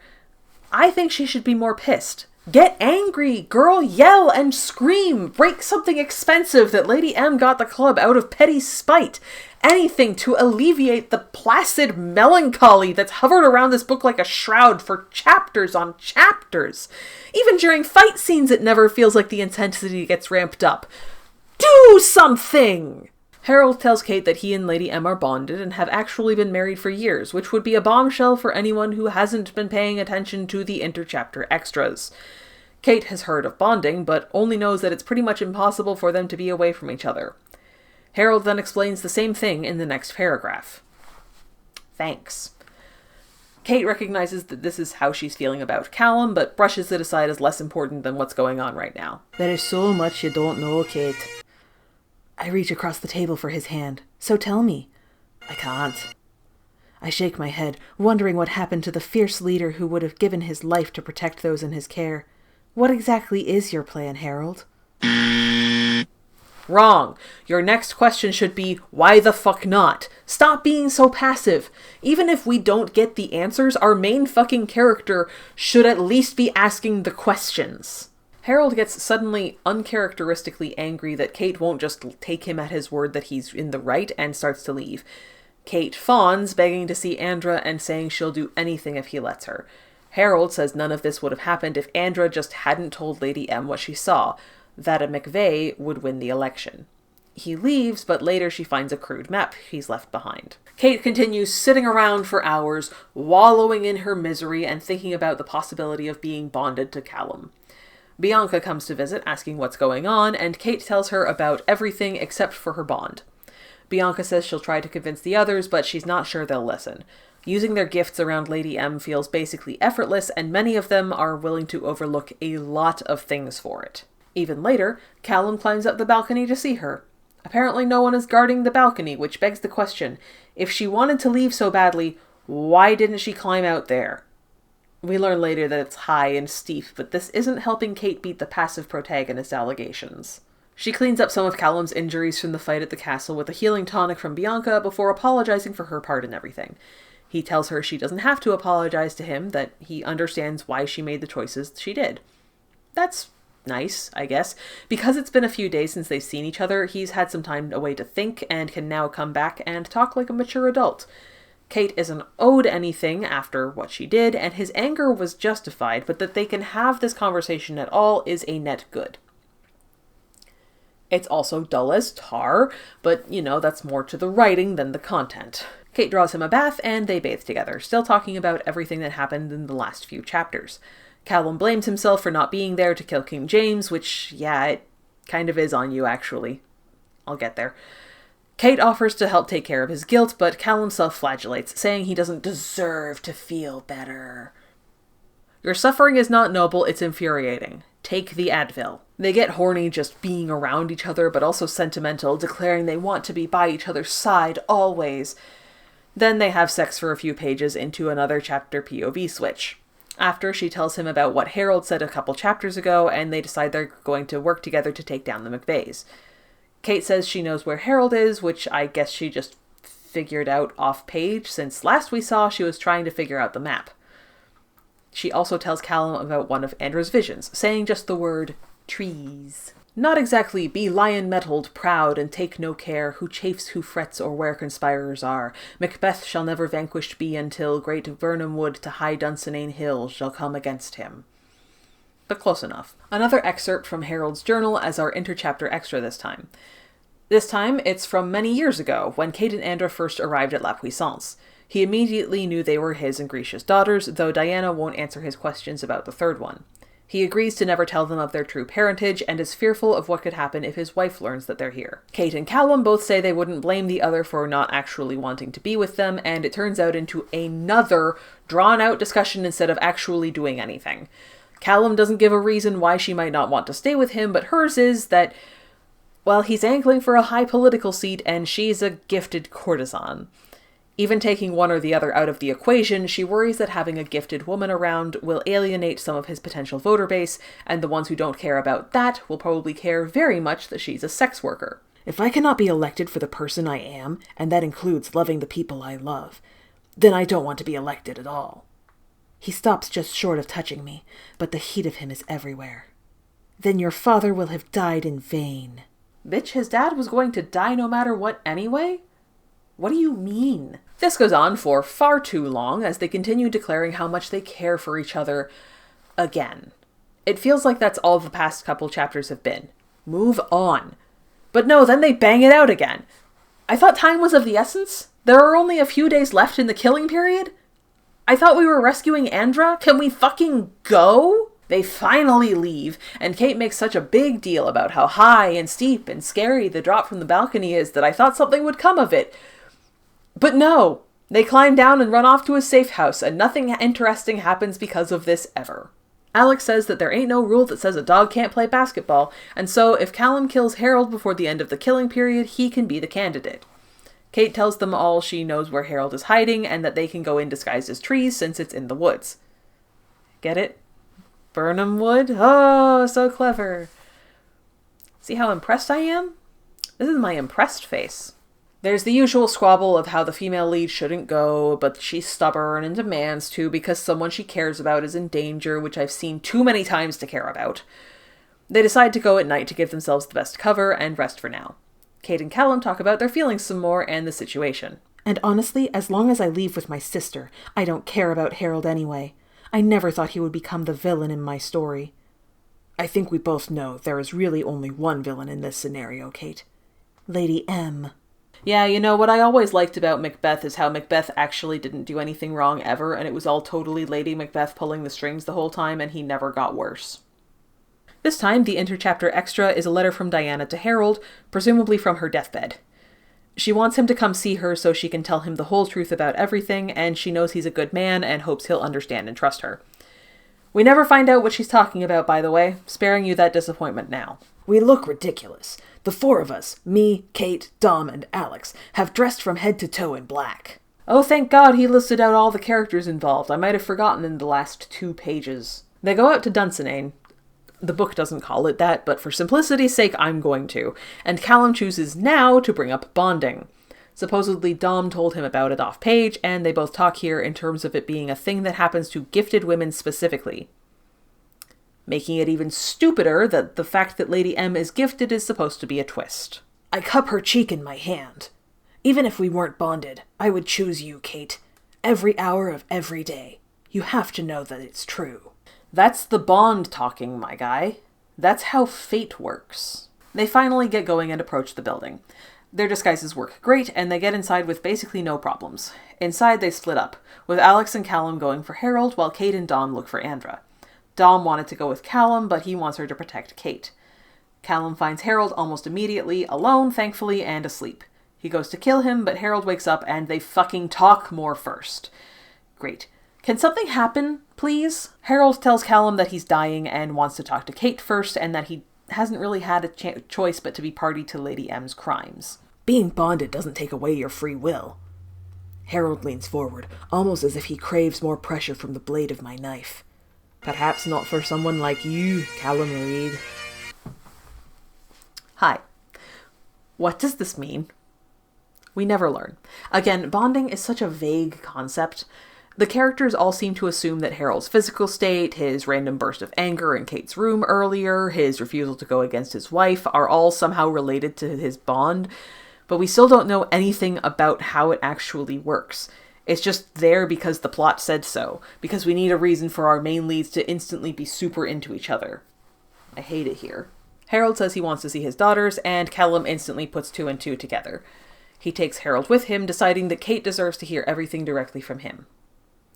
We get another of Harold's journal entries as our interchapter extra. He's happy seeing his girls grow up, but also he's been avoiding his wife, which physically pains him due to the bond. He says she changed after she was told their triplets died, and it's difficult to be with her now. He still thinks this was the right call. We will never find out what Diana said to convince him of this, but he feels guilty keeping it from Grisha. Kate and Dom are sneaking around. No idea where they're going, just doing their best in the dark. Kate's instincts turn her towards a shadowy alcove, and Dom discovers a secret passage with no effort. She gives the excuse that her castle has hidden passageways too, but still, score another one for our protagonists never actually having to do anything ever. After walking for a while, they come upon a room with a crumpled Andra and Bianca chained to a wall. There is no description here, so I have no idea what kind of room we're looking at. When Callum found Harold, there was at least a cursory description of a bed and a fireplace and faded tapestries. I'm not asking for much here, it's just that I don't even know if there's furniture in here. Is this a dungeon cell or an abandoned sitting room? We just don't know. Bianca says Andra is alive, but Lady M used her gift of amplification to basically make Andra see until she passed out. She also says that Lady M has other gifted women on her side, and they're the ones who did this to her. The other girls from La Puissance are on Lady M's side, though, still. All told, there are about 20. Kate seems weirdly angry at Bianca for some reason. She doesn't spare even a line of narration being concerned for her bedraggled and constrained state, and when Dom asks Bianca what happened to her, Kate says it's with more care than I can manage to stir up in the present moment. Again, are we mad at Bianca? This comes across as less single-minded focus on Andra, and more like Kate is pissed at the only person who believed her about Lady M besides Callum, a woman who Kate referred to as family several times at the start of the book. It's out of place and strange. Dom picks the locks on Bianca's cuffs, and they start to leave. Unfortunately, Lady M and a couple of her cronies have caught up with them. One of them force chokes Dom with their gift, killing her pretty unceremoniously. Kate tells Bianca to help her, but Bianca refuses, presumably afraid of what Lady M will do to her if she does. Kate is upset by this, which is understandable, but I can't say I blame Bianca here. She's a healer and a courtesan. She doesn't exactly have anything she can do to protect herself. Maybe Callum was right all along. Maybe the gifted are cursed and evil. Maybe we don't deserve to live unrestricted lives, because look what can happen. Girl, stand up! Oh, someone killed someone else, so maybe I should be oppressed. What are you talking about? More talking. Lady M says she already has exactly what she wants, Kate and Andra. All she has to do is threaten one of them and the other will fall in line. It's how she's been forcing Andra to use her gift for her to the brink of death. Kate tries to stand up to her, but she's being held back by someone's telekinesis or something. She begs Lady M not to hurt Callum, and Lady M says that if she can convince Callum to leave and never come back, she'll let Kate, Andra, Bianca, and Callum all live. Kate knows he won't leave without her, so Lady M suggests she convince him she doesn't actually love him. She's used to manipulating people's emotions anyway, with or without her gift. Kate agrees because she has little choice, and Lady M drags her off to find him immediately. I can't help but feel like this would all play out very differently if Kate had literally any other gift, or even if her gift wasn't tied to an incredibly specific trigger.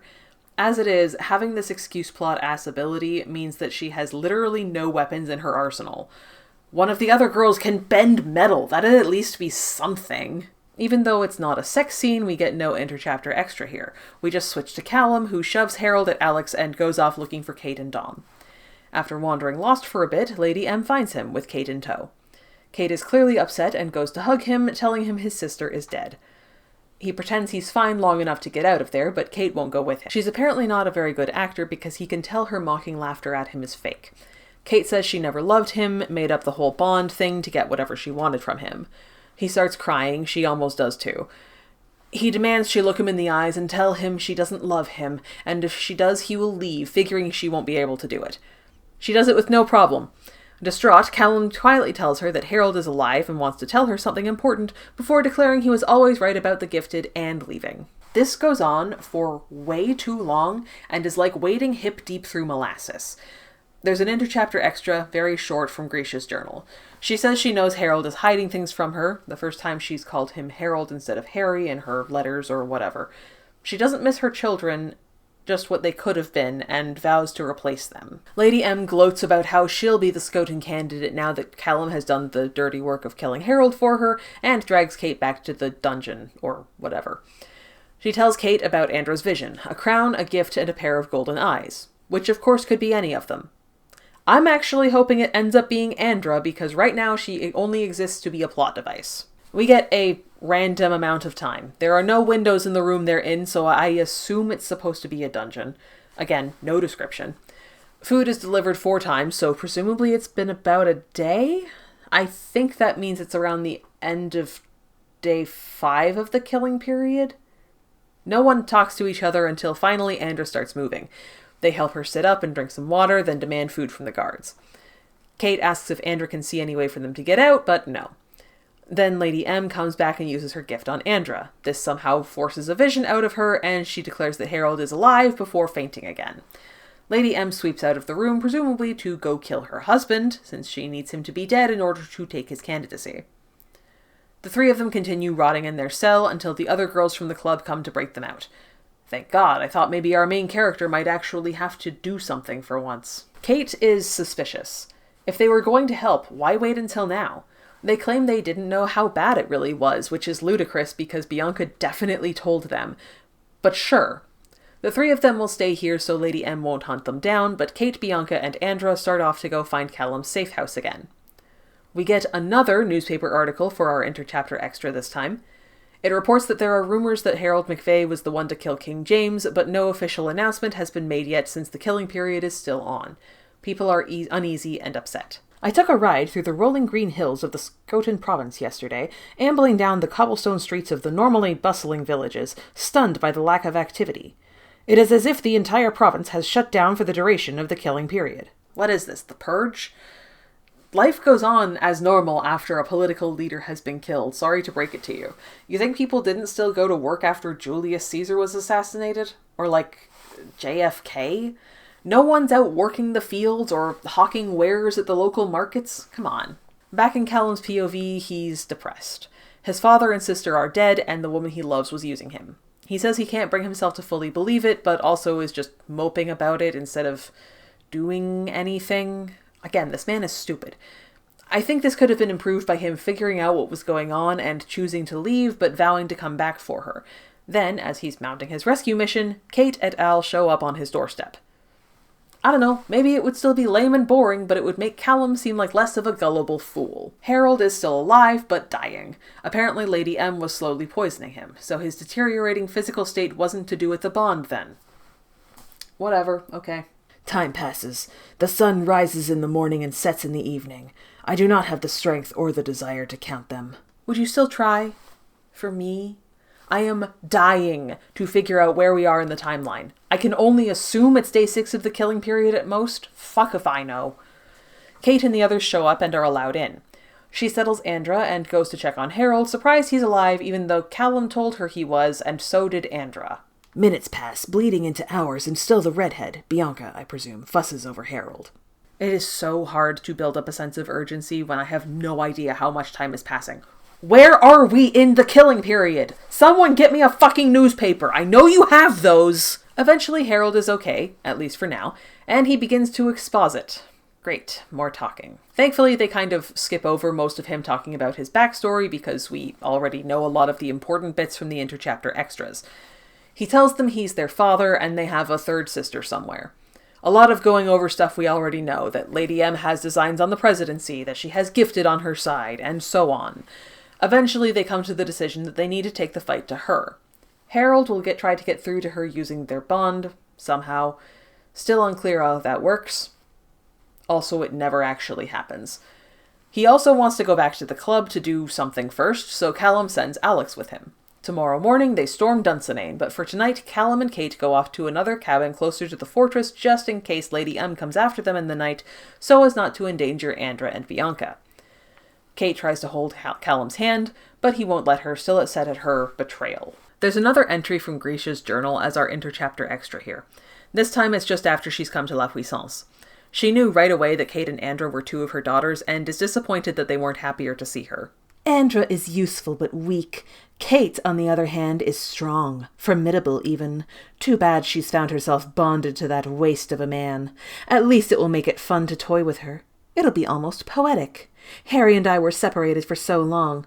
We'll see how well Kate deals with being apart from her one true partner. I had hopes of working alongside both of my remaining daughters, but Kate has made it clear she wants no part of my plans. I'll have to make her regret that. We've tried nothing and we're all out of ideas. It just totally baffles me that not once did we see Lady M make any attempts to get flies with honey before drowning them in vinegar. Like, it never even occurs to her to try pretending to be nice. To pull the old start sweet and get worse so slowly over time that they have no idea how they even got down this path in the first place, but now they're stuck here gambit. She buys nice stuff for the club and then immediately jumps in with both feet on the whole rigged contract thing.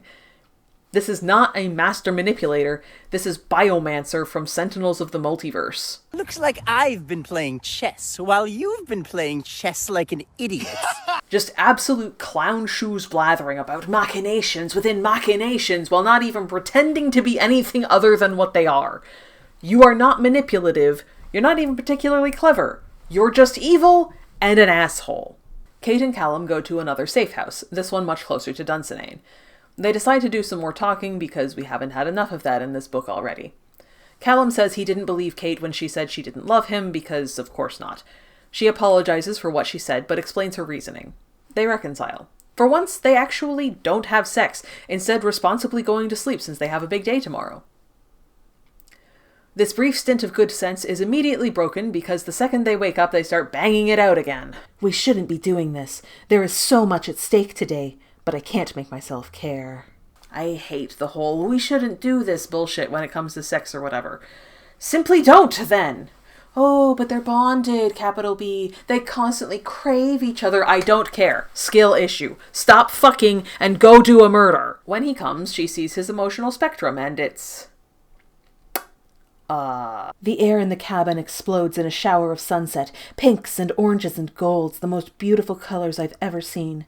There's nothing there for me to twist or manipulate, no emotions I need to ease or amplify. It's just a breathtaking cloud of pure bliss. You guys are about to go confront your birth mother, a woman who has done nothing but make your life miserable since the moment you met her, who is responsible for his sister and father dying, and the plan is to kill her in cold blood. The fuck do you mean he doesn't have any stress or tension or guilt or whatever? No thoughts, head empty. They advance on Dunsinane again, this time in plain clothes, and are let in with no trouble. Lady M is waiting for them with the gifted women from La Puissance backing her up. Kate and Lady M have what I assume is meant to be verbal sparring while Kate tries to impress on the group's memory reader what's happened. Kate makes a little speech about how they should all be working together and not for Lady M and put their faith in Callum and blah blah. It's only allowed to go on for as long as it does because Rosa can apparently use her gift to make Lady M shut up somehow. I still don't know what her gift is. Telekinesis, I think? Eventually, Lady M blocks Rosa's influence and makes her own speech about becoming queen herself. She admits she tried to kill Harold, which... Girl, if you're trying to keep them on your side, telling them you killed the guy they all care about is a real shit way to do it. Puppets, all of you, attached to my fingers. She's blocking everyone's gifts, so when it comes time to fight, Callum goes for her since he's the only one who actually knows how to fight.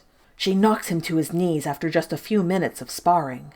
God forbid we actually see that. Everyone else just stands there watching this all happen like some kind of Dragon Ball Z tournament. Sure glad we have such an active protagonist who does things. Don't, try to overwhelm her with numbers or whatever, guys. Just let Callum do the heavy lifting.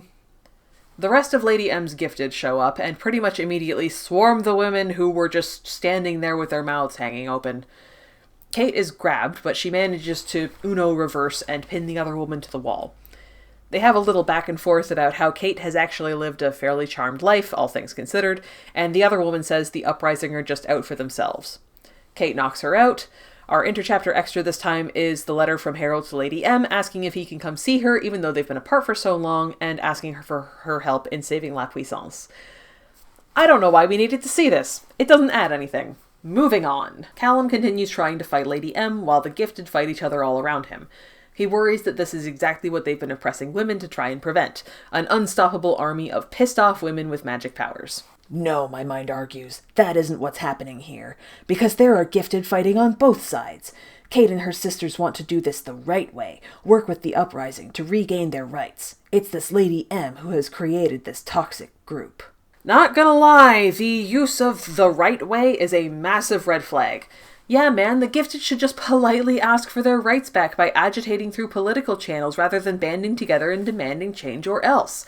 Look how well that's gone for them in the last 200 years. Lady M gets a gifted woman to attack Callum mentally, but Kate tackles her and breaks her connection.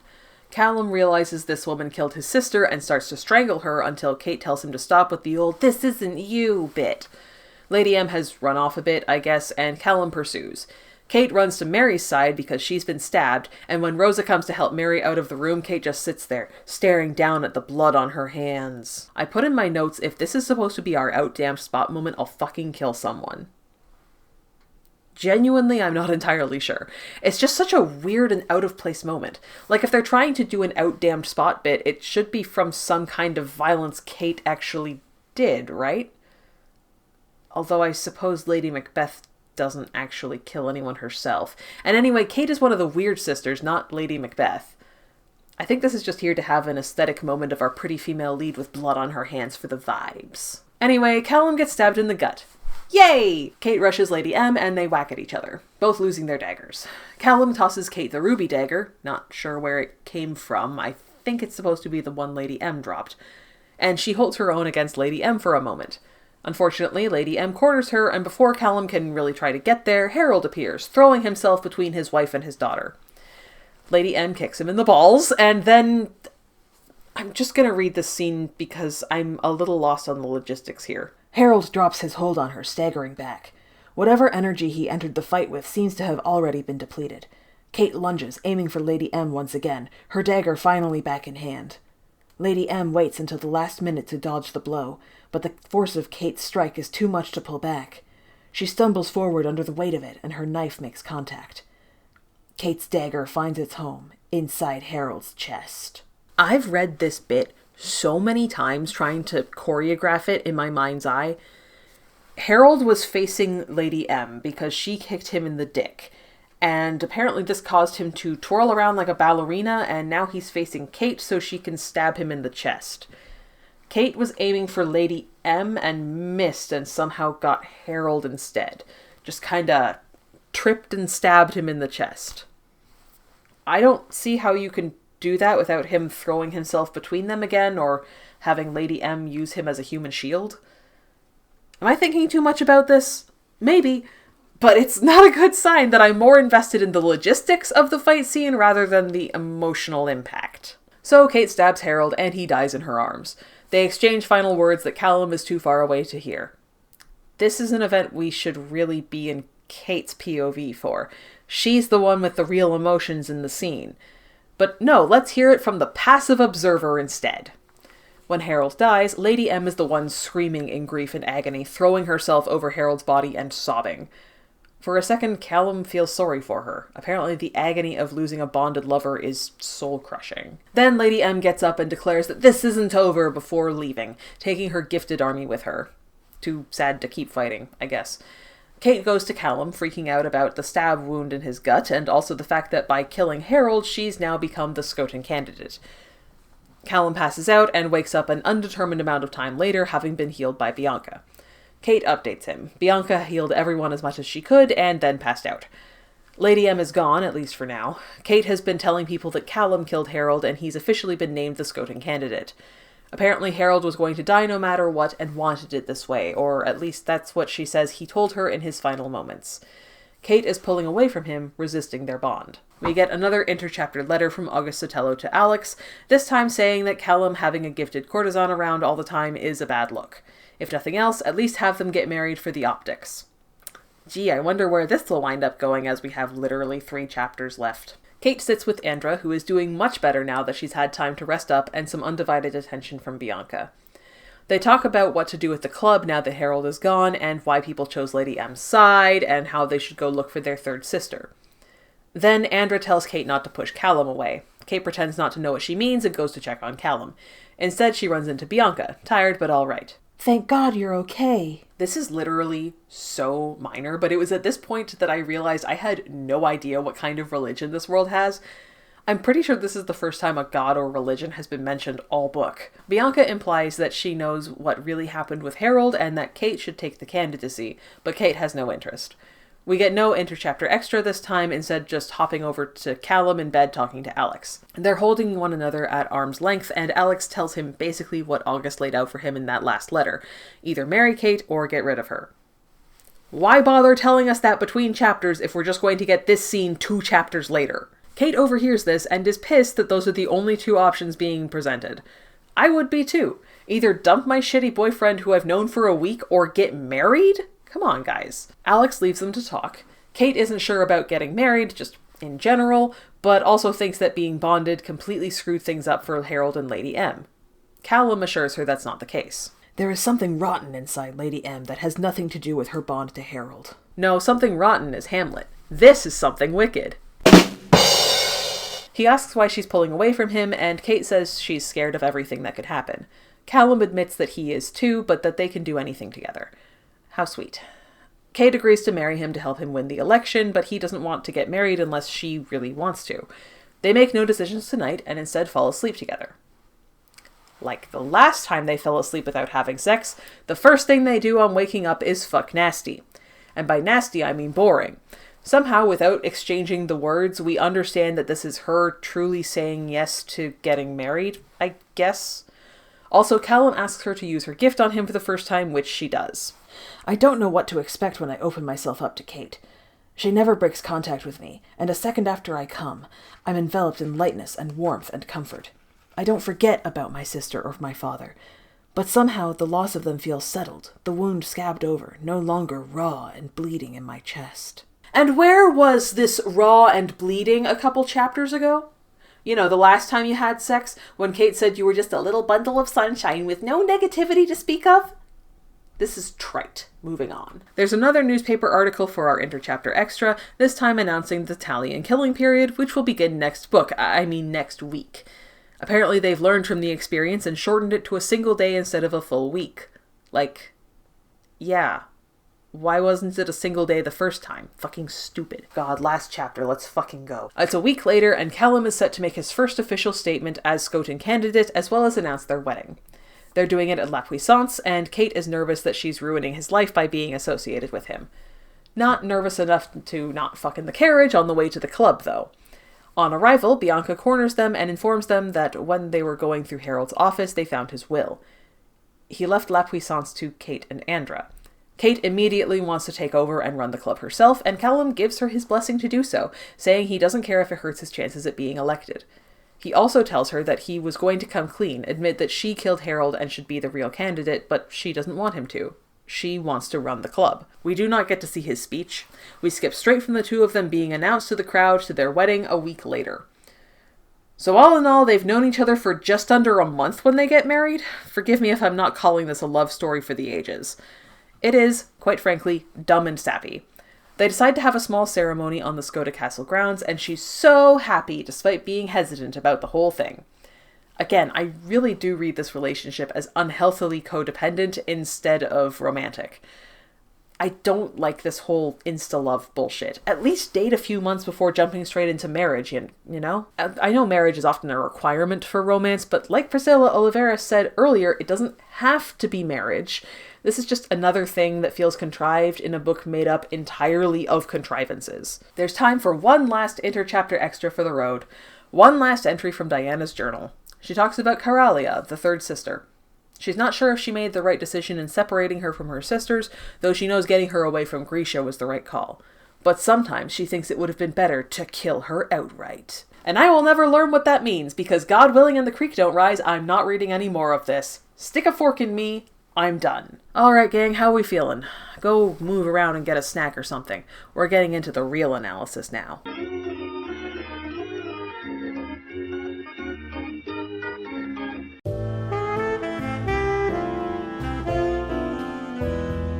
Before we start really ripping into this book, I want to talk about the things I think it did well. I didn't outright hate Something Wicked, and there were aspects to it that I thought were pretty good, or at least not bad. Good and not bad are separate categories to me. Chief among those things is the attitude the narrative has towards sex and sex work. Sex work is generally portrayed here as just a job.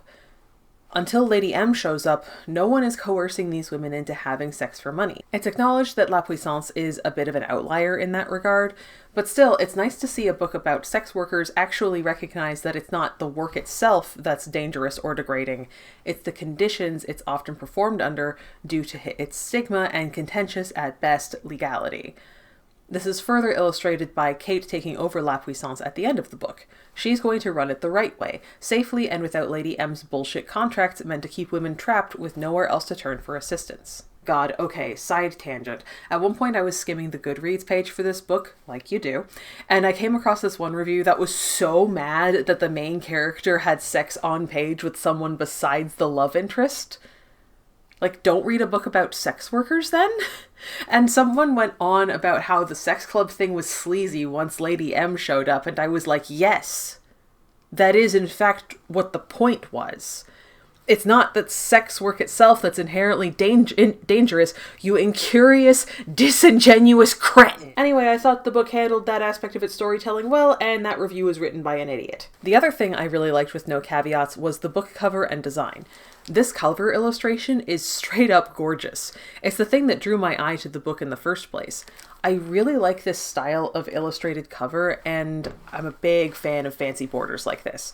The 4 crowned skulls for the 4 kings, the daggers, even the colors. I poke fun at how everything has to be red and black to show how edgy and sexy it is, but it really does work here.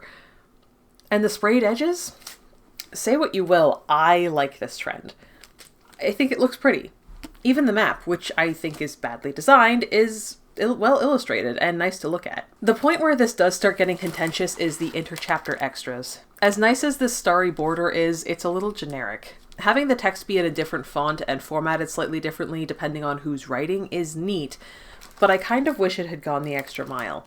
As I mentioned earlier, the Final Girl support group also has interchapter extras, but when it's a newspaper article, it looks like an actual newspaper clipping. When it's a movie summary, it looks like a real TV guide listing. The Reddit thread at the start is styled to look like a screenshot of an actual Reddit thread. It's just little details that I find lacking here. Still, I'll point to the overall book design as something I definitely quite liked. I mean, it certainly got me to pick up the book in the first place. What else? I liked that Kate and Callum were both willing to respect each other's boundaries. In general, the way consent was worked in this book was very well done. I liked the genderfucker orgy and wish it hadn't just been set dressing. I liked that Fallon Ballard knows the proper use of a semicolon and deploys it correctly. And that's about it. Feel free to read whatever you like into the fact that this section is so short.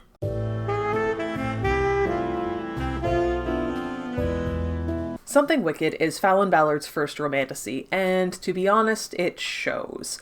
According to the acknowledgement section, she'd had it in the works before the term romantasy was really a thing, but her other previously published works were all contemporary rom-coms. And obviously there's nothing wrong with a contemporary rom-com. Again, I point to Boyfriend Material by Alexis Hall as an example of one that I not only liked, but convinced me I like romance as a genre. I also quite liked Writing Mr. Right by Alina Kawaja last year, and I'm reading some of the Game Changer books by Rachel Reed right now, and I'm surprised at how much I'm enjoying them. But contemporary rom-coms and high romantasy are very different beasts. An amount of world building is necessary for fiction of any genre. Yes, including contemporary rom-coms. You have to be able to convince your audience that the fictional elements you're writing about, characters, setting, whatever, cohere with each other, as well as compel the reader to suspend their disbelief. And I have no doubt that Fallon Ballard can build a convincing contemporary world. I don't think she's a wholly terrible writer. But this world was half-baked and built on a foundation of vibes and convenience, and that can't sustain a story for long. First, let's talk about something that I like to call proper noun fantasy. This is something common to SFF novels, especially in authors' first. Coming up with good fantasy terminology is hard. It's a lot easier to just call a wizard a wizard. But wizard is boring. How about mage? How about mage with a capital M? That makes it look fancy. It's one thing to do that with one or two words, but when everything is just a proper noun, the uprising, the gifted, bonds, sight, it just starts to feel kinda lazy. And then it starts to feel inconsistent when it's not literally everything. For example, why isn't Bianca a capital H healer? Why is Andra the only one with a proper noun name for her gift? I feel like it should be one or the other. Either every gift has a proper noun name, capital N, or none do. As it is, it stands out as odd that there's only one at all. This book is very tempting to script doctor. If I were writing this, I wouldn't for several reasons, but let's pretend. And for whatever reason I had to call Andra's gift Sight with a capital S, I'd make it so that there was a set amount of known gifts, each with their own name. This way there's a preconceived societal notion of what kinds of gifts people can have. Then, when Kate inevitably breaks that mold by having something different and hyper-specific, you can use the narrative to make a statement about the box's people, particularly women in this case, are forced to inhabit in order to survive, both in the text and in the real world. Proper noun fantasy is inherently a little bit boring and lazy, but this would mean at least something was being done with it. Instead, it comes across very much like this is the author's first fantasy novel, which it is, and she only kind of understands the genre on a very basic surface level. Speaking of surface, let's go back to this map. As mentioned previously, it's laughable that there would be a country designed this way. Maybe I'm biased because I live in Canada, where we have both Quebec and Prince Edward Island, but it just looks silly. Even the United Kingdom, which Avon is theoretically loosely based around, isn't drawn up like this. Wales is utterly tiny compared to England and Scotland, and don't even get me started on the little kissy mark as the compass rose. Come on, got me rolling my eyes on page -1. But the thing I wanted to talk about here is the province names. First of all, we've got Scota for our Scotland stand-in. God, Scota? Fucking Scota? Do you have any idea how bad that is to say? Scota. Fuck off. Then we have the other three, Thalia, Kalmar, and Venezia. Thalia and Venezia are pretty obviously Italy and Venice, especially when you consider Thalia's ruler 200 years ago was King Capulet III. Kalmar I actually had to look up. It's a reference to the city of Kalmar in Sweden, site of the Kalmar Union, a treaty that joined 3 countries, Sweden, Norway, and Denmark, under a single ruler. So that, combined with the fact that the Kalmar monarch who signed the gifted proclamation was King Claudius I, means Kalmar is the Danish region. The thing is, I think if the rest of them were more along the lines of Kalmar, I'd actually like this a lot more. It feels like more of an Easter egg than the most obvious thing in the world. Like, oh cool, this province is going to be Hamlet probably. That's a fun little thing to hold on to. With the rest of them, it's pretty obvious that we'll lay our scene in Fair Verona next book with a Romeo and Juliet retelling, and at some point we'll likely get a Merchant of Venice book, which... Are you sure? Fallon, like, are you sure?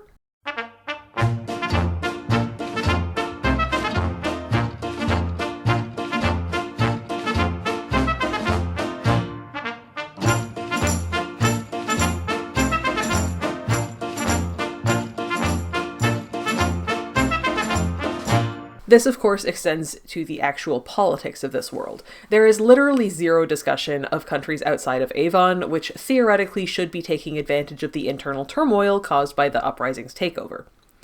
Now, in fairness, Avon does seem to be an island nation since it's more or less the fantasy UK.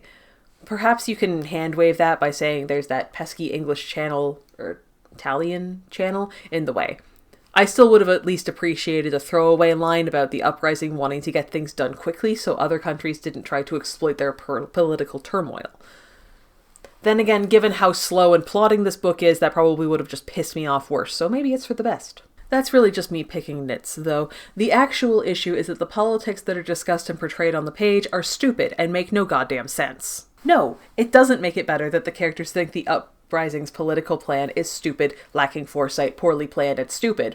Sometimes you have to hang a lampshade and call it a day, but in this case it's not nearly big enough to disguise all the world's problems. All it does is call further attention to them. Why in the world would anyone think that killing the former monarch was a good indication of leadership skills? Why did the uprising give them a whole week? Wouldn't they want this done and dusted quickly so they can move on with the next phase of their plan? Aren't other provinces going to try and pull the exact same gambit as Callum and King James do here, thus ensuring that the province's heir still has a shot at being in charge? Could a monarch theoretically abdicate right now and pass on their crown in an attempt to save their own skin? Things seem to be taking a while to move forward. What if a monarch dies of natural causes before they can be murdered? There are a few hints here and there that the uprising has some kind of Machiavellian scheme going on and everything is all going according to Kikaku. But in the internal logic of this book specifically, not the series as a whole, because this is the only thing we have to judge the series on so far, it doesn't make them look smart and mysterious, it makes them look dumb and plot convenient. Looks like I've just manipulated you. It's embarrassing. I kind of tried to avoid talking about this because it's hard to put my feelings about it into words, but the way the Gifted are handled narratively just really gives me the ick. I know that, more or less, any characters who talk about how the Gifted are inherently evil and wicked and dangerous and whatever are supposed to be wrong. But it just feels so weird and gross to talk about your made-up fantasy minority in the same way that anti-Semitic conspiracy theorists talk about Jewish people. And now we're expected to go back to the way things were, when the Gifted infiltrated the leadership councils of every monarch in Avon, exploiting their positions and using their powers to cause harm. Callum is supposed to be wrong here, but that doesn't make it any less jarring to have this be our introduction to our love interest. Like, imagine if he hated all trans or Jewish or black people or even just, like, women because one let his mom die? That would be a fucked up plot point to include, right? Even though Callum is portrayed as in the wrong, even though he's somehow changed by watching a sexy dance and reading his mom's slam poetry, it's not exactly great to have your male lead start the book declaring he's a bigot with his whole chest. In general, I really balk at fantasy discrimination storylines, especially ones like this where there's what could be construed as a good reason for it. There is no good reason for discrimination and bigotry. People want to oppress and colonize and take advantage of and do violence to others, and come up with reasons to justify it. So anytime there's some sort of, this fantasy group is oppressed because they're actually potentially dangerous plotline, it makes me physically recoil. Don't do this shit. It's gross. This all ties back to my point of this being Fallon Ballard's first fantasy. There's a vast gulf of difference between a cute rom-com about accidental roommates and what's trying to pass itself off as serious fantasy politics with extra spice. I want to be clear that I'm not saying one is easier or harder to write than the other. It's just that there are a lot of things you have to consider with a politically aware fantasy novel that you don't necessarily need to worry about with a contemporary rom-com. This is a book that I think would have benefited from a couple more passes and maybe some more time tinkering in the background before publication. It stands on weak legs on a foundation of sand, ready to topple the second the wind changes.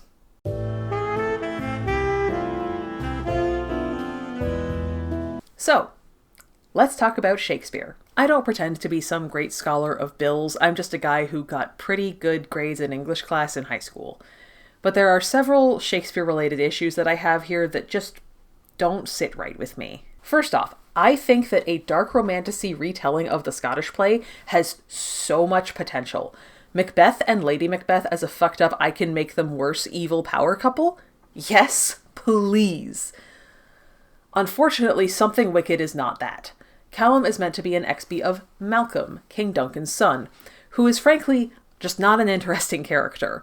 After Macbeth kills the king, Malcolm and his brother immediately assume that everyone will just decide one of them must have done it and flee the country to avoid retribution for a crime they didn't commit. The younger son isn't seen again for the rest of the play, but through the efforts of Macduff et al., Malcolm eventually retakes the throne at the end. If given the choice between Macbeth or Malcolm, which makes for an more interesting protagonist? My money is going to Macbeth every time. A man initially loyal and passive who eventually becomes a mad tyrant, a villain protagonist who tries to both use and thwart fate, or a nepo baby who doesn't even get any good soliloquies. I'm just saying, Callum should have been our Macbeth, not Harold. The issue there is that Something Wicked is a romance, and we can't really have a guy who unambiguously sucks as a romance protagonist. Or, well, we can, certainly. It's okay and even encouraged for your lead to suck a little bit. But in a romance, they have to grow and change and develop into a person worthy of having a good relationship by the end. That's, the point of a romance story. I don't know if you can really do that while still keeping the spirit of Macbeth's character intact. I certainly would have appreciated it if they'd at least tried. Talking about Harold as our Macbeth for another minute here, another issue I have with it is that Harold is like if Macbeth didn't have his negative character development. Macbeth gets so much worse over the course of the play. It's been a long-ass time since I actually studied it, and I am not going back and rereading it for the purposes of reviewing a mediocre romance novel from 2025, but I'm sure there is academic discourse about when exactly he starts down the path of villainy. After killing Duncan? When discussing it with his wife? My pet theory has it basically right after meeting the Witches 3 and becoming Thane of Cawdor, though I'm sure someone who's read the Scottish play more recently than 2008 will have things to say about that. With Harold, though, that all goes out the fucking window. Not only does he not get Macbeth's negative development, he gets no development whatsoever. At the start of the novel, he's a caring man with a big heart who would do anything for the people who depend on him. By the end, he's a caring man with a big heart who has literally died for someone who depends on him. As a side character, I'm hardly expecting the biggest character arc for him or anything, but I still really would have liked it if he did become a straight-up villain by the end. Normally, I can't stand it when a female character is made to be a toxic, evil bitch wife for no reason, but I'd be willing to give a pass here because, 1, Lady Macbeth is like the toxic evil bitch wife of all time, and 2, that could make Harold and Lady M such interesting foils to Kate and Callum. A major component of a lot of romance novels is showing how the main relationship changes the people in it for the better, at least in the book's eyes, reader mileage may vary. That should be Kate and Callum's relationship, their bond and the interactions they have over the course of the novel serving to help each of them grow and become better versions of themselves than they were without each other. I personally don't feel that's how it went, but I can at least appreciate that was the intent. By contrast, you have Harold and Grisha. Perhaps on his own, Harold is a caring, affable man, and Grisha is prickly but generous where it counts. Then, as the story progresses, they feed each other's worst impulses. They become unhealthily codependent, where Kate and Callum show what a beautiful relationship of loving equals a bond can truly be. Harold becomes volatile and power-hungry. Lady M becomes controlling and bloodthirsty. You can still kill Harold off at the end. In fact, I'd encourage it. I'd get Bianca to show up just slightly earlier, have Lady M hold the broken, lifeless remains of her beloved husband, drenched in his lifeblood, and demand Bianca use her powers to bring him back. But she can't. Nothing can. And Lady M flees with the knowledge that the best thing in her life is gone forever, and vows that she will stop at nothing to seek retribution for what was taken from her. Maybe it's not actually that good, and there are better ways of doing it than just my spitballing, but this at least feels a bit more true to the Scottish play and its arcs, and in my incredibly humble and unbiased and extremely handsome opinion, it's more interesting this way. I don't know, I just feel like if you're going to do a Macbeth retelling, or at least a Macbeth-inspired story, you should actually engage a little with the original text and not just throw Birnam Wood references around and call it a day. For fuck's sake, they don't even call Kate and Andrew the Weird Sisters.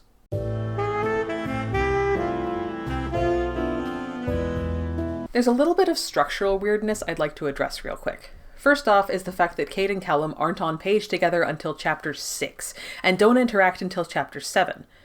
This is, to my understanding, odd for a romance novel. I mean, the whole premise of a romance is the relationship arc between the leads. If this was a fantasy novel with a romance in it, this wouldn't clock as strange. In one of my favorite fantasy series of all time, The Song of the Lioness Quartet by Tamara Pierce, Alana doesn't actually get properly introduced to George, the man she'll eventually marry at the end of the series, until around a quarter of the way through the first book. But Song of the Lioness isn't about Alana and George's love story. It's about Alana overcoming societal and structural barriers to becoming the person she wants to be, and her romances are almost incidental to that. On the other hand, Something Wicked isn't a fantasy with a romance, it's a romantasy, meaning it has the overall plot beats and structure of a romance novel and takes place in a fantasy setting. And conventional romance wisdom says that you should have your romantic leads meet and interact on page as early as possible. You're trying to sell your audience on this relationship, remember. We want to know why we should read it, why we should be rooting for these people to end up together. So it's odd that the first time Kate and Callum even see each other is on page 58, and they don't actually interact until page 65. That's a long time for us to be dragged along waiting for the romance to begin. Everything seems to take a long time in this book. When I was first approaching the climax, I had a sudden flashback to reading The Sky on Fire by Jen Lyons last year. One of my big issues with that book was that everything built up so slow that I was bored to tears, but then the ending went at such a breakneck speed that there was no time left for a proper denouement, and the whole thing just sort of crashed to a halt. I was so worried that Something Wicked was about to go the same route. But no, it didn't do that. It was worse. Rather than building to a satisfying climax, Something Wicked drags its rotting carcass up a hill and then gingerly makes its way down the other side. It's slow and plodding, and the strongest emotion I could dredge up the entire reading experience was boredom. And let me tell you, I was pissed about that. I was promised a buck-wild ride of nonsense from the description, and it couldn't even be bothered to give me interesting sex scenes. There's one more structural issue I'd like to touch on, and it's one that's not necessarily specific to this book. Romance series, I am begging you to stop introducing characters with the sole intent of having them be important in future books. I'm convinced that's what purpose Morrow served. Yeah, Morrow. Remember Morrow? I sure fucking didn't. This man is nothing to me because he's nothing to the book. He exists on pages 64 and 65, and that's it. He is not so much as mentioned outside of that. I am so completely sure that he's going to be the love interest in the next book in the series, likely the Romeo in the inevitable Romeo and Juliet retelling. But did we actually need to see him here? I don't think we did! Like I said, this is hardly an issue specific to Something Wicked. I'm reading through the Game Changer books right now, and it's something that I'm finding frustrating there too. And also the whole thing with Nicholas fucking Frost in Small Town Big Magic by Hazel Beck. The only reason he is the way he is in that book is so he can be the bad boy asshole love interest in the next one. I have a sneaking suspicion that at least some of the gifted courtesans who aren't Kate will get a book dedicated to their own love story at some point, and that's one reason why they were given so much weight in this one. In fairness, I don't think that's the only reason. They're also here to show Kate's relationships outside of Callum, which is good, and to help illustrate Lady M's danger and control. But like, why bother telling us that Tessa's childhood friend, who she still exchanges letters with, is the Crown Prince of Kalmar, unless you're planning on giving her her own book eventually? It's frustrating, is all.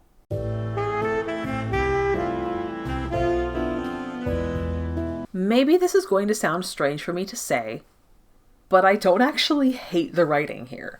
Fallon Ballard does at least have a decent grasp of writing and word choice. For all my problems with it, Something Wicked isn't Swordcatcher, where Cassandra Clare was clearly just vomiting words to either increase her page count or make herself seem like a better writer than she actually is. God, it's like you just use words you hear randomly to try and sound smarter. So, no, the quality of the writing wasn't terrible. But there are still quite a few issues I have with the writing in this book. I've complained about this incessantly this whole review, and maybe it seems hypocritical to say when I've been talking for God knows how long at this point, but this book never shuts the fuck up. Every single scene is just characters having conversations with each other while nothing interesting happens. They sit and talk. They have a drink and talk. They ride horses and talk. They take a bath and talk. Somewhere in all that, they have sex. It really feels like the author heard all the discourse around how many fictional problems could have been solved by the characters just sitting down and having a conversation and decided that was more important than literally anything else. It's not just that they spend a lot of time talking, it's that they never do anything else. Even when they are doing something else, they're still just talking. At the start of the book, in Callum's very first POV scene, he and Dom are having a friendly spar, and they're also having a very wordy conversation. All the way to the very end, when Kate finally confronts Lady M and Dunsinane, what do? They talk. Even when a fight eventually breaks out, we make sure to get a conversation between Kate and a random gifted woman who works for Lady M. The whole book is just people talking, and nothing of value being said. Nothing the Uprising does makes any kind of sense. Again, I refer to my theory that at some point they'll be revealed as the real villains of the whole thing, and that's going to be the most annoying thing in the entire world, but this is one of the reasons I think that. The Uprising doesn't have to make internal sense. They're the excuse for everything to go the way it does.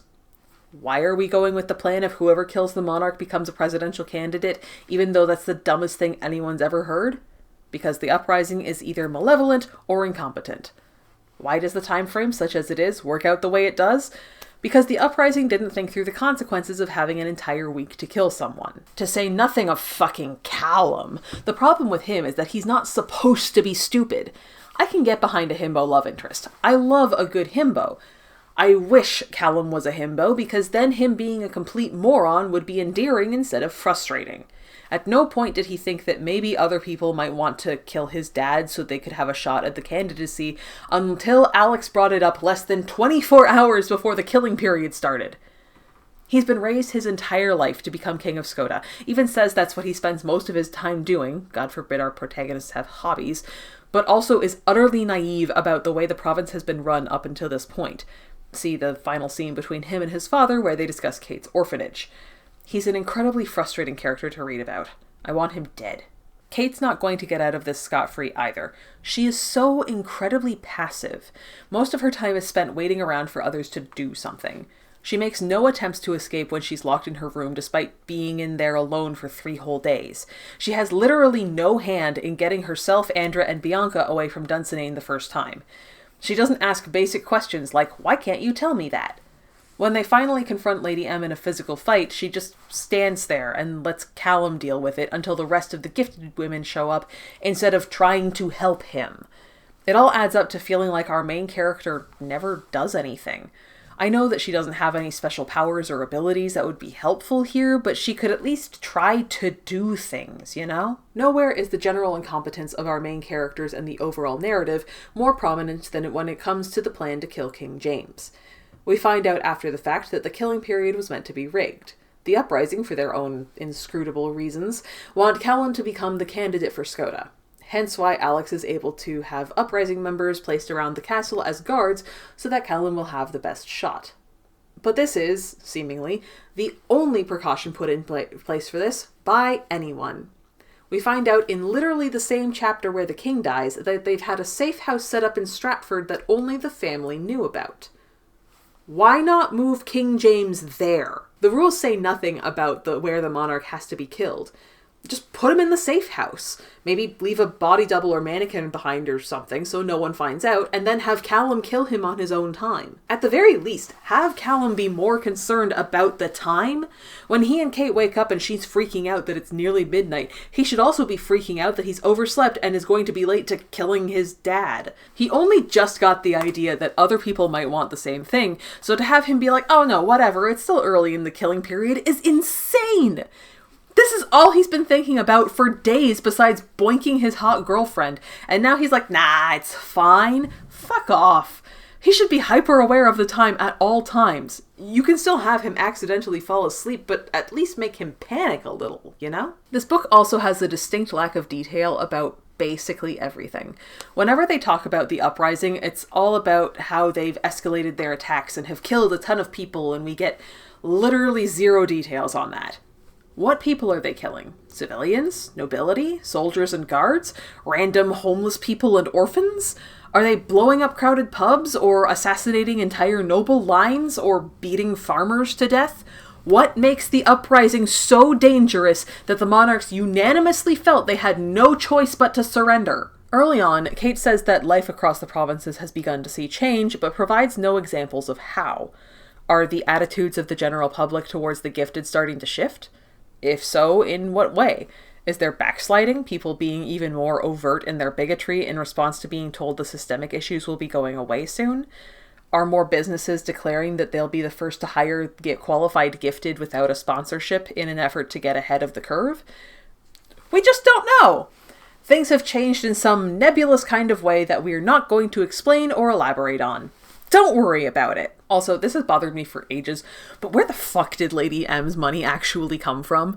Diana sent her to live on her family's estate in Skoda 30 years ago, or whatever, but up until that point she'd been a teenage runaway living at a sex club with her husband.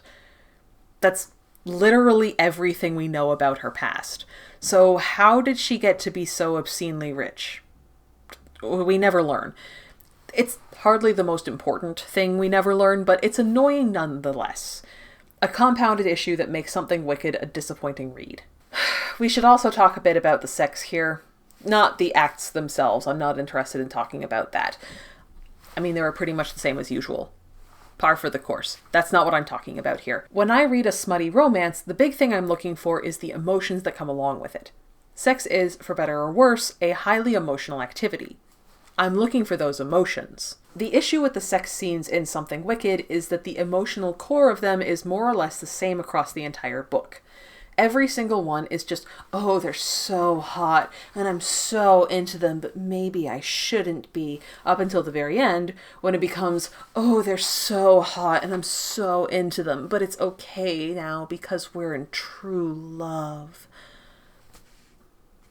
There are some superficial differences. They start being more open to trying new things with each other, and by the end, Callum has finally let Kate use her gift on him. But it's not enough to show any real emotional growth or closeness. The emotional beats here just feel the same the whole way through, and that's so boring. And now, finally, it's time to talk about the interchapter extras. I am genuinely so disappointed in these. Like I said, I really liked how they were used in the Final Girl support group, so I know this kind of thing can be effective, but I just don't feel like it was implemented well here. There was a lot of what I assume was meant to be subtle foreshadowing that just kind of gave the whole game away. I can't necessarily be super mad about it like I was with The Lost Story, because I didn't get the feeling that Fallon Ballard thinks I'm too stupid to figure it out on my own. I had more of a feeling that this was failed foreshadowing. I think the interchapter extras should have been used for extra world-building ideas. Like, there's one where a reporter talks about the current state of Skoda almost the entire way through the killing period. I think we should have gotten more than that, and way less of the stuff like journal entries that spoil characters' backstories and motivations before they're revealed in the main text, or worse, are the only place we learn about them. They're not building tension or getting us to ask questions and further engage with the text. They're bogging down the already abysmal pacing and ruining any emotional investment readers might have with the twists. In short, the interchapter extras were a misstep and should have been excised. Barring that, they should have been used to help flesh out the world around our characters rather than introduce us to plot points. The way they stand now, they're just frustrating to look at. That's kind of the word for this book. Frustrating.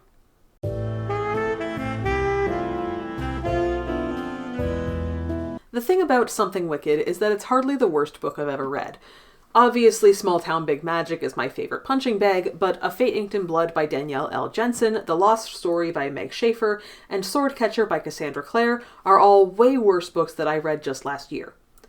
Unlike all those books, it's at the very least not poorly constructed. Fallon Ballard isn't necessarily any great shakes, but she's certainly not terrible. It's just that this book really feels like it was written by someone who doesn't understand or care much about the fantasy writing process, and that sucks. It's not just that the book focuses more on its political strife than anything big and flashy. Fantasy that's more about politics and interpersonal conflict can be done very well and be incredibly popular. The problem is that nothing happens. The problem is that the politics make no sense. The problem is that the characters are flat and dull. The problem is that it calls on Shakespearean roots and then does nothing with them. There are a lot of problems, is what I'm getting at here. Maybe Ballard's true talent lies in contemporary rom-coms. Maybe without the unfamiliar fantasy setting bogging her down, her characters can truly shine and her work feels more solid than it does here. I won't hold my breath, though. 2 stars. I expected better. I wanted a wild and crazy, sex-powered roller coaster, and instead I got stuck on the world's slowest, longest carousel. I didn't even get into some of my weird minor issues, like the fact that the only things to see at La Puissance are a sword eater and the gender fucker orgy, or why the fuck the club is called La Puissance in the first place. This review is long enough, and trust me, it's better this way. Anyway, if you'll excuse me, I've said the name of the Scottish play far too many times in this video. I'm now going to have to go outside, spin around 3 times, spit, curse, and then ask permission to come back inside. Theater people are a superstitious and cowardly lot.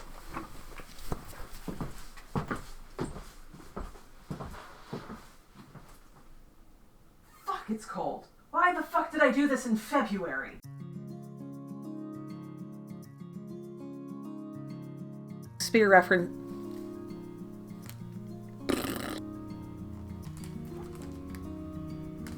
I hate him. I hate him so much. I want him dead. I want him fucking dead at my feet by Monday. On my desk. The head of Callum Reed. Gorgeous, darling. You're beautiful. Why are we beeping outside? Stop beeping. Oh my god, it's the fucking garbage again! Why do they always have to come on days that I'm fucking recording? Shut the fuck up! Kate goes to talk to Harold about it since she... Force-femming Harold. Lady Macbeth and Lady Macbeth. Macbeth Yuri. I need a haircut. Hi, sweetie! Hi! Hi. Come see Mom. Come see Mom. Oh, come see Mom. Oh, good boy, come see Mom. Ooh, baby. There he is. This is my sweet boy. You wanna say hello? Yeah? Sweetheart, Mommy's trying to film. Look at his face! Look at him! Oh, you're such baby. Do you know you're such baby? Please don't dig your little claws into my legs. That night, Callum returns, and Clate.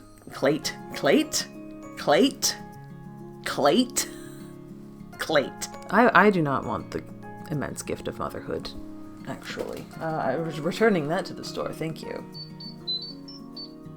Alright, Zordon, what do you want? Okay. Girl, get better standards. I'll have you know that, like, pretty much everything about this, like, costume and setup is stuff that I already had just, like, sitting around the house. Like, this is a blackout curtain from my bedroom. This I found in our basement. I think it must have been, like, some kind of cosplay prop or something at some point. I already had this shirt with hearts all over it. The only thing that I had to get special were the fishnets. I had to buy those from fucking Party City. Every fucking time I think I'm, like... I've gotten over how stupid this man is. He brings it back. I read this bit again and I'm like, God damn. This guy is the stupidest bitch alive. I want him dead. I want his head on my desk by Monday. Fucking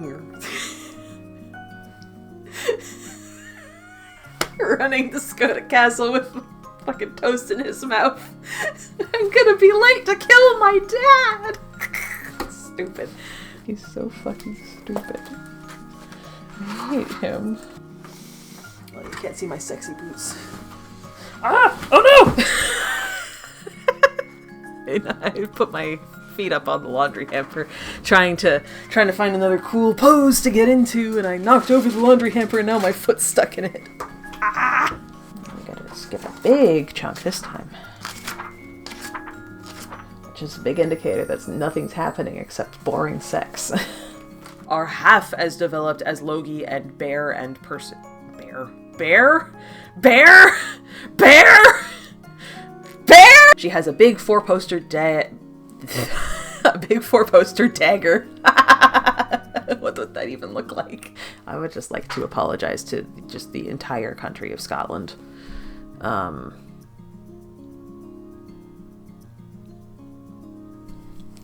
And that's all I have to say on that. Callum can be a bitch about it all she wants. Force-femming Callum, too. Goddamn.